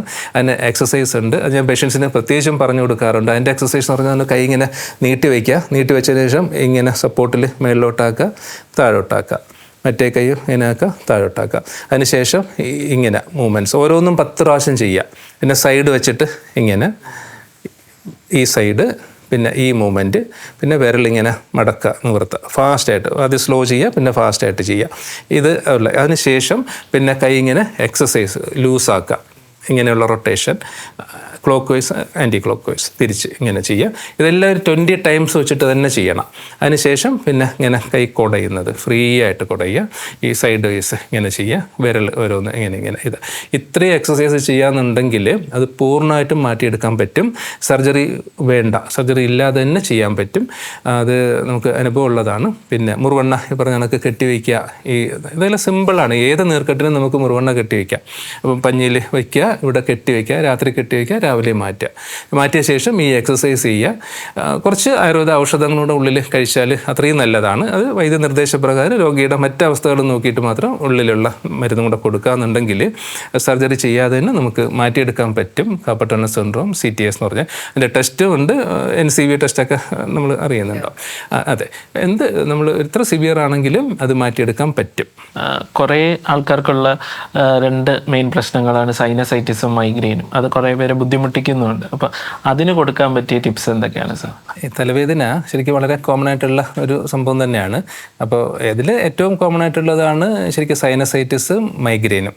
ഈ രണ്ടും ശരിക്കും ഡിഫറൻഷ്യേറ്റ് ചെയ്യേണ്ടതുണ്ട് ട്രീറ്റ്മെൻറ്റിന്. രണ്ടും ഒന്നല്ല. അപ്പോൾ സൈനസിൽ വരുന്ന ഇൻഫ്ലമേഷനാണ് സൈനസൈറ്റിസ്. സൈനസ് എന്ന് പറഞ്ഞാൽ നമ്മുടെ ഈ കണ്ണിൻ്റെ മുകളിലും താഴെയുള്ള ഫ്രോണ്ടൽ മാക്സിലറി, ആ സൈനസിൽ കഫം കെട്ടി നിന്നിട്ട് അത് മുകളിലൂടെ പോവാണ്ട് ബ്ലോക്കായിട്ട് നിന്ന് എന്ത് സാധനവും കെട്ടി നിന്നാൽ അവിടെ മോശമാവുമല്ലോ. അപ്പം കഫം കെട്ടി നിൽക്കുമ്പോഴത്തേക്ക് അതിൽ ഇൻഫെക്ഷൻ ആവാം, അല്ലെങ്കിൽ ബാക്ടീരിയ എന്നൊക്കെ വളരാം, അല്ലെങ്കിൽ കഫം കട്ടിയാവും. ഇങ്ങനത്തെ അവസ്ഥയാണ്. അപ്പോൾ സൈനസിൽ കഫം കെട്ടി നിന്നിട്ട് മുകളിലൂടെ പോവാതിരിക്കുന്ന ഒരവസ്ഥയാണ് സൈനസൈറ്റിസ് എന്ന് പറഞ്ഞിട്ടുള്ളത്. അത് തലവേദനയ്ക്ക് കാരണമാവുന്നുണ്ട്. അതിൻ്റെ കാരണങ്ങൾ പലതുണ്ട്. ഒന്ന് അലർജിയാണ്. അലർജി ഉള്ളവർക്ക് കഫം കൂടുതൽ ഇങ്ങനെ ഉണ്ടായിക്കൊണ്ടേയിരിക്കാം. അപ്പോൾ അത് ഉണ്ടാവുന്ന കഫം സ്റ്റോർ ചെയ്യുന്ന സ്ഥലമാണ് സൈനസ്. അത് പോവാണ്ട് അവിടെ ബ്ലോക്കായിട്ട് നിൽക്കുകയും ചെയ്യുമ്പോഴത്തേക്കും ഇടയ്ക്കിടയ്ക്ക് ഇൻഫെക്ഷൻ വന്നുകൊണ്ടിരിക്കാം. പിന്നെ മൂക്കിൻ്റെ പാലത്തിൻ്റെ വളവ്, സെപ്റ്റൽ ഡീവിയേഷൻ എന്ന് പറയും, അത് വളവുള്ളവർക്ക് ഇത് സംഭവിക്കാറുണ്ട്. കൂടുതൽ അലർജി വരാം. പിന്നെ പോളിപ്പ് എന്തെങ്കിലും വന്നിട്ട് അതും കഫം കൂടുതലുണ്ടാക്കുന്ന അവസ്ഥയിൽ ഇങ്ങനെ കഫം എങ്ങനെയായാലും കൂടിയിട്ട് സൈനസിൽ കെട്ടി നിന്നിട്ട് വരുന്ന ഇൻഫെക്ഷനാണ് സൈനസൈറ്റിസ്. അതേപോലെ തന്നെയാണ് മൈഗ്രെയിൻ. മൈഗ്രെയിൻ എന്ന് പറയുന്നത് ശരിക്കും വാസ്കുലാർ ഹെഡേക്ക് എന്ന് പറഞ്ഞിട്ടുള്ളതാണ്. അതായത് നമ്മുടെ ബ്രെയിനിലോട്ടുള്ള രക്തഓട്ടം പെട്ടെന്ന് കൂടുന്നതാണത്. അത് സൈനസൈറ്റിസുമായിട്ട് യാതൊരു ബന്ധവുമില്ല. ബ്രെയിനിലോട്ടുള്ള രക്തഓട്ടം പെട്ടെന്ന് കൂടുന്നതാണ്. പെട്ടെന്ന് കൂടി കഴിയുമ്പോഴത്തേക്ക് അവിടെ എന്ത് സംഭവിക്കും? ബ്രെയിൻ എഡിമ ഉണ്ടാവും. ബ്രെയിൻ എഡിമ വെച്ചാൽ ഏത് സാധനം കൂടുതൽ ബ്ലഡ് വരുമ്പോൾ അവിടെ ഒരു നീർക്കെട്ട് പോലെ വരും ഇല്ലേ? ഇപ്പോൾ ചെറിയൊരു നീർക്കെട്ട് പോലെ ബ്രെയിനിൽ വരും. ഇത് വരുന്നതാണ് മൈഗ്രെയിൻ എന്ന് പറഞ്ഞിട്ട് നല്ല സിവിയർ ആയിട്ടുള്ള തലവേദന. അപ്പോൾ ബോഡി തന്നെ അതിനെ രക്ഷപ്പെടുത്താൻ നോക്കും. എങ്ങനെയാണെന്ന് വെച്ചാൽ വോമിറ്റിംഗ് ടെൻഡൻസി വരും, നമുക്ക് ഛർദ്ദിക്കാൻ വരും. ചിലർ ഛർദ്ദിക്കും, ഛർദ്ദിച്ചിട്ടാകുമ്പോഴത്തേക്ക് പെയിൻ കുറയുകയും ചെയ്യും. പക്ഷേ ബോഡി ഫ്ലൂയിഡ് കുറച്ച് പോയി കഴിയുമ്പോഴത്തേക്ക് നമുക്ക് തലവേദന മാറുകയും ചെയ്യും. അതാണ് മൈഗ്രെയിൻ, വാസ്കുലാർ ഹെഡേക്ക് എന്ന് പറഞ്ഞിട്ടുള്ളതാണ്. അതിൻ്റെ രണ്ടിനും 2 തരം തന്നെയാണ് ട്രീറ്റ്മെൻറ്റ്. നമുക്ക് എളുപ്പം വീട്ടിൽ ചെയ്യാവുന്ന ട്രീറ്റ്മെൻറ്റ് സൈനസൈറ്റിസിന് എന്ന് പറയുന്നത് ഒന്ന് ചെറുതായിട്ട് ആവി പിടിക്കുക. നമ്മൾ തുളസി ഇലയോ ആടലോടകത്തിൻ്റെ ഇലയോ അങ്ങനെ കിട്ടുമെങ്കിൽ അതിട്ടിട്ട് വെള്ളം തിളപ്പിച്ചിട്ട് അത് ചെറുതായിട്ട് സ്റ്റീം കൊടുക്കുക. കണ്ണിൽ ചൂടടിക്കാൻ പാടില്ല. ഒരു തുണി കണ്ണിൽ കെട്ടിയതിന് ശേഷം മാത്രമേ നമ്മൾ ആവി പിടിക്കാവൂ. അത് മൂക്കിൽ കൂടെ ശ്വാസം എടുക്കുക, വായിൽ കൂടെ പുറത്ത് വിടുക. അത് ഒരു 5 മിനിറ്റോ അങ്ങനെ നമ്മുടെ അവസ്ഥ എത്ര ചെയ്യാൻ പറ്റുന്നത് ചെയ്യുക. അത് ചെയ്യാം. പിന്നെ അതോടൊപ്പം തന്നെ ശരിക്കും നമുക്ക് ചില മരുന്നുകൾ, ഇപ്പോൾ KM ലേപം എന്ന് പറഞ്ഞിട്ടുള്ള ഒരു ഔഷധമുണ്ട്. KM ലേപം എന്ന് പറയും. എല്ലായിടത്തും കിട്ടുന്നത് തന്നെയാണ്. അത് ലേശം എടുക്കുക, കുറച്ച് വെള്ളത്തിൽ കഴിച്ചിട്ട് ഈ നെറ്റിയിലെ ഭാഗത്തുനിന്ന് പുരട്ടി വയ്ക്കുക. അത് ഈ ആവി പിടിച്ചതിന് ശേഷം ഒരു 5 മിനിറ്റ് പുരട്ടി വെച്ചിട്ട് അത് കഴുകിക്കളയുക. പിന്നെ രാസ്നാദി ചൂർണം, എല്ലാ വീട്ടിലും പണ്ടൊക്കെ എല്ലാ വീട്ടിലും ഉള്ള സാധനമാണ് രാസ്നാദി ചൂർണം. ലേശം പൊടിയെടുക്കുക, കുറച്ച് ചെറുനാരങ്ങ നീരിൽ കുഴച്ചിട്ട് അല്പം ഒന്ന് ചൂടാക്കിയിട്ട് നമ്മുടെ നെറുകയിൽ വയ്ക്കുക. തളം എന്ന് പറയും. ഇവിടെ വയ്ക്കുക. ഈ KM ലേപം നെറ്റിയിലിടുക ആവി പിടിച്ചതിന് ശേഷം. ഇത് നമുക്ക് എളുപ്പം വീട്ടിൽ ചെയ്യാവുന്നൊരു കാര്യമാണ്. അതേപോലെ തന്നെ സിമ്പിളായിട്ട് ചെയ്യാം. അണുതൈലം എന്ന് പറഞ്ഞിട്ടൊരു ഡ്രോപ്സ് ഉണ്ട്, ഒരു 1-2 തുള്ളി നമ്മൾ വീട്ടിൽ ഒട്ടിക്കുന്നതിന് തകരാറില്ല. പിന്നെ അല്ലെങ്കിൽ ഈ വൈദ്യനെ ഡോക്ടറെ കാണിച്ചിട്ട് അതിൻ്റെ ഇത് ഔഷധമാണോ എന്ന് നോക്കിയിട്ട് മൂക്കിൽ മരുന്നൊറ്റിക്കുന്നത്. ഈ പൂർണ്ണമായിട്ടും സൈനസൈറ്റിസ് മാറാനായിട്ടുള്ള ചികിത്സ എന്ന് പറയുന്നത് ഒന്ന് നസ്യമാണ്. ആയുർവേദത്തിലെ ഏറ്റവും പ്രധാനപ്പെട്ട ഒരു ഘടകമാണ് നസ്യം എന്ന് പറഞ്ഞിട്ട്. ഒരിക്കലും മാറില്ല എന്ന് പറഞ്ഞാൽ ഒരുപാട് പേഷ്യൻസിന് ഇത് മാറിയിട്ടുണ്ട്, എക്സ്പീരിയൻസ് ഉള്ളതാണ് നസ്യം. അണുതൈലം എന്ന് പറഞ്ഞിട്ട് അത് അതിൻ്റെ രീതിയുണ്ട്. നല്ലോണം ആവി പിടിക്കുകയും ഒക്കെ ചെയ്തിട്ട് മൂക്കിലും എല്ലാ ആയുർവേദ സെൻറ്റേഴ്സിലും ചെയ്യാൻ പറ്റുന്നൊരു കാര്യമാണ് നസ്യം.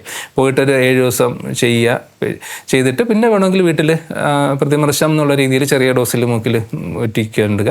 അങ്ങനെ ഉണ്ടെങ്കിൽ ഈ സൈനസൈറ്റിസ് നമുക്ക് മാറ്റാൻ പറ്റും. അതോടൊപ്പം ഇൻറ്റേർണലായിട്ടുള്ള മെഡിസിൻസ് വേണം. ബോഡി ഇമ്മ്യൂണിറ്റി കൂടാൻ, പ്രതിരോധശക്തി കൂടാൻ വേണ്ടിയിട്ടുള്ള മരുന്നുകളൊക്കെ ഉപയോഗിക്കാം. സിമ്പിളായിട്ട് ഉപയോഗിക്കുന്നത് മഞ്ഞൾ, നല്ല പൊടി ഉണ്ടെങ്കിൽ മഞ്ഞൾപ്പൊടി ഒരു 1/2 സ്പൂണ് കുറച്ച് തേനും ചേർത്തിട്ട് രാവിലെ വെറും വയറ്റിൽ കഴിക്കുക, ചൂടുവെള്ളം കുടിക്കുക. ഇതൊക്കെ ചെയ്യാൻ പറ്റും, ഇമ്മ്യൂണിറ്റി കൂട്ടാൻ പറ്റും. മൈഗ്രെയിന് അതേപോലെയാണ്. വാസ്കുലാർ ഹെഡേക്കാണ്. പെട്ടെന്ന് ഈ വരുന്ന നല്ല സിവിയർ ആയിട്ടുള്ള വേദന വരും, വോമിറ്റിംഗ് വരും. ഈ ലക്ഷണങ്ങളുള്ളത് മൈഗ്രെയിനാണ്. അവർക്ക് മനസ്സിലാക്കേണ്ടതാണ്. അവർക്ക് ഈ സൈനസിൽ വേദന വരണമെന്നില്ല, ബാക്ക് സൈഡോ അല്ലെങ്കിൽ മൊത്തമായിട്ടൊക്കെ വരുള്ളൂ. ഈ കുനിയുമ്പോഴാണ് കുനിയുമ്പോഴൊക്കെ വേദനയൊന്നും വരണമെന്നില്ല. കുനിയുമ്പോഴൊക്കെ വേദന വരുന്നത് സൈനസൈറ്റിസ് ആണ്. അപ്പോൾ വാസ്കുലർ ഹെഡേക്കിന് പെട്ടെന്ന് നമുക്ക് ചെയ്യാൻ പറ്റുന്ന ഒരു കാര്യം എന്ന് വെച്ചാൽ ഐസ് ക്യൂബ്സ് ഉണ്ടെങ്കിൽ ഒരു തുണി ഒരു പ്ലാസ്റ്റിക് കവറിൽ എടുത്തിട്ട് ഈ കഴുത്തിൻ്റെ 2 സൈഡിലും വയ്ക്കുക. കാപ്പിലറി ആർട്ടറി ഉണ്ട്, ഇങ്ങോട്ടുള്ള ബ്ലഡ് ഫ്ലോ കുറച്ച് ചുരുങ്ങാനാണ്. എവിടെയും കൂടി ഇരുട്ടുള്ള മുറിയിൽ പോയിട്ട് നമ്മൾ കുറച്ച് കിടക്കുക, ഈ ഐസ് ക്യൂബ്സ് ഒരു പ്ലാസ്റ്റിക് കവറിലെടുക്കുക, 2 ഈ സൈഡിലും കുറച്ച് നേരം വയ്ക്കുക മാറ്റുക. അങ്ങനെ ആകുമ്പോൾ ഇങ്ങോട്ടുള്ള ബ്ലഡ് ഫ്ലോ നമുക്ക് കുറയ്ക്കാൻ പറ്റും, മൈഗ്രെയിൻ പെട്ടെന്ന് കുറയും. പിന്നെ മൈഗ്രെയിൻ്റെ ട്രിഗർ ഫാക്ടേഴ്സ് നമ്മൾ ഒഴിവാക്കുക. മൈഗ്രെയിൻ പെട്ടെന്ന് ഉണ്ടാവുന്ന കുറച്ച് കാരണങ്ങളുണ്ട്. ഒന്ന് വിശന്നിരിക്കുക, നമ്മൾ സമയത്ത് ഫുഡ് കഴിച്ചില്ലെങ്കിൽ മൈഗ്രെയിൻ വരാം.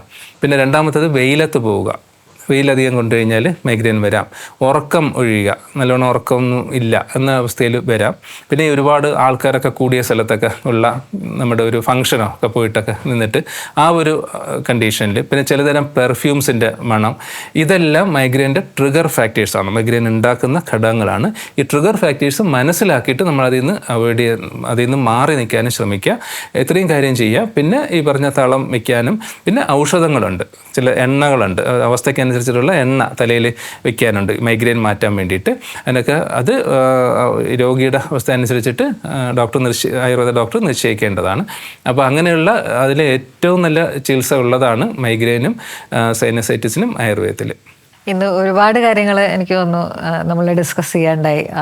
ബേസിക്കായിട്ടും ഈ നടുവേദനയുടെ കോസസ് നമുക്ക് പ്രഷറിലേക്ക് കൊടുക്കാൻ പറ്റിയ ഏറ്റവും വലിയ മെസ്സേജ്, നടുവേദന എല്ലാം ഒന്നല്ല, അതിന് പല കാരണങ്ങളുണ്ടാവാം. ആ കാരണങ്ങൾ അറിഞ്ഞ് ചികിത്സിക്കുക എന്നുള്ളത് ഇമ്പോർട്ടൻ്റ് ആണ് എന്നുള്ള വളരെ നല്ലൊരു മെസ്സേജ് നമുക്ക് കൊടുക്കാൻ പറ്റി. അതുപോലെ ആയുർവേദത്തിൻ്റെ ശാസ്ത്രീയമായിട്ടുള്ള ചികിത്സാ രീതികൾ എങ്ങനെയാണ് എന്നും നമുക്ക് അറിയാൻ പറ്റി. വളരെ സന്തോഷം സാർ, ഇത് സാറുമായിട്ട് പങ്കുവെക്കാൻ സാധിച്ചതിലും സാറിൻ്റെ ഇൻസൈറ്റ്സ് കേൾക്കാൻ പറ്റിയതിലും വളരെ സന്തോഷം. എല്ലാവർക്കും ഉപകാരമാവുമെന്ന് വിശ്വസിക്കുന്നു. Thank you.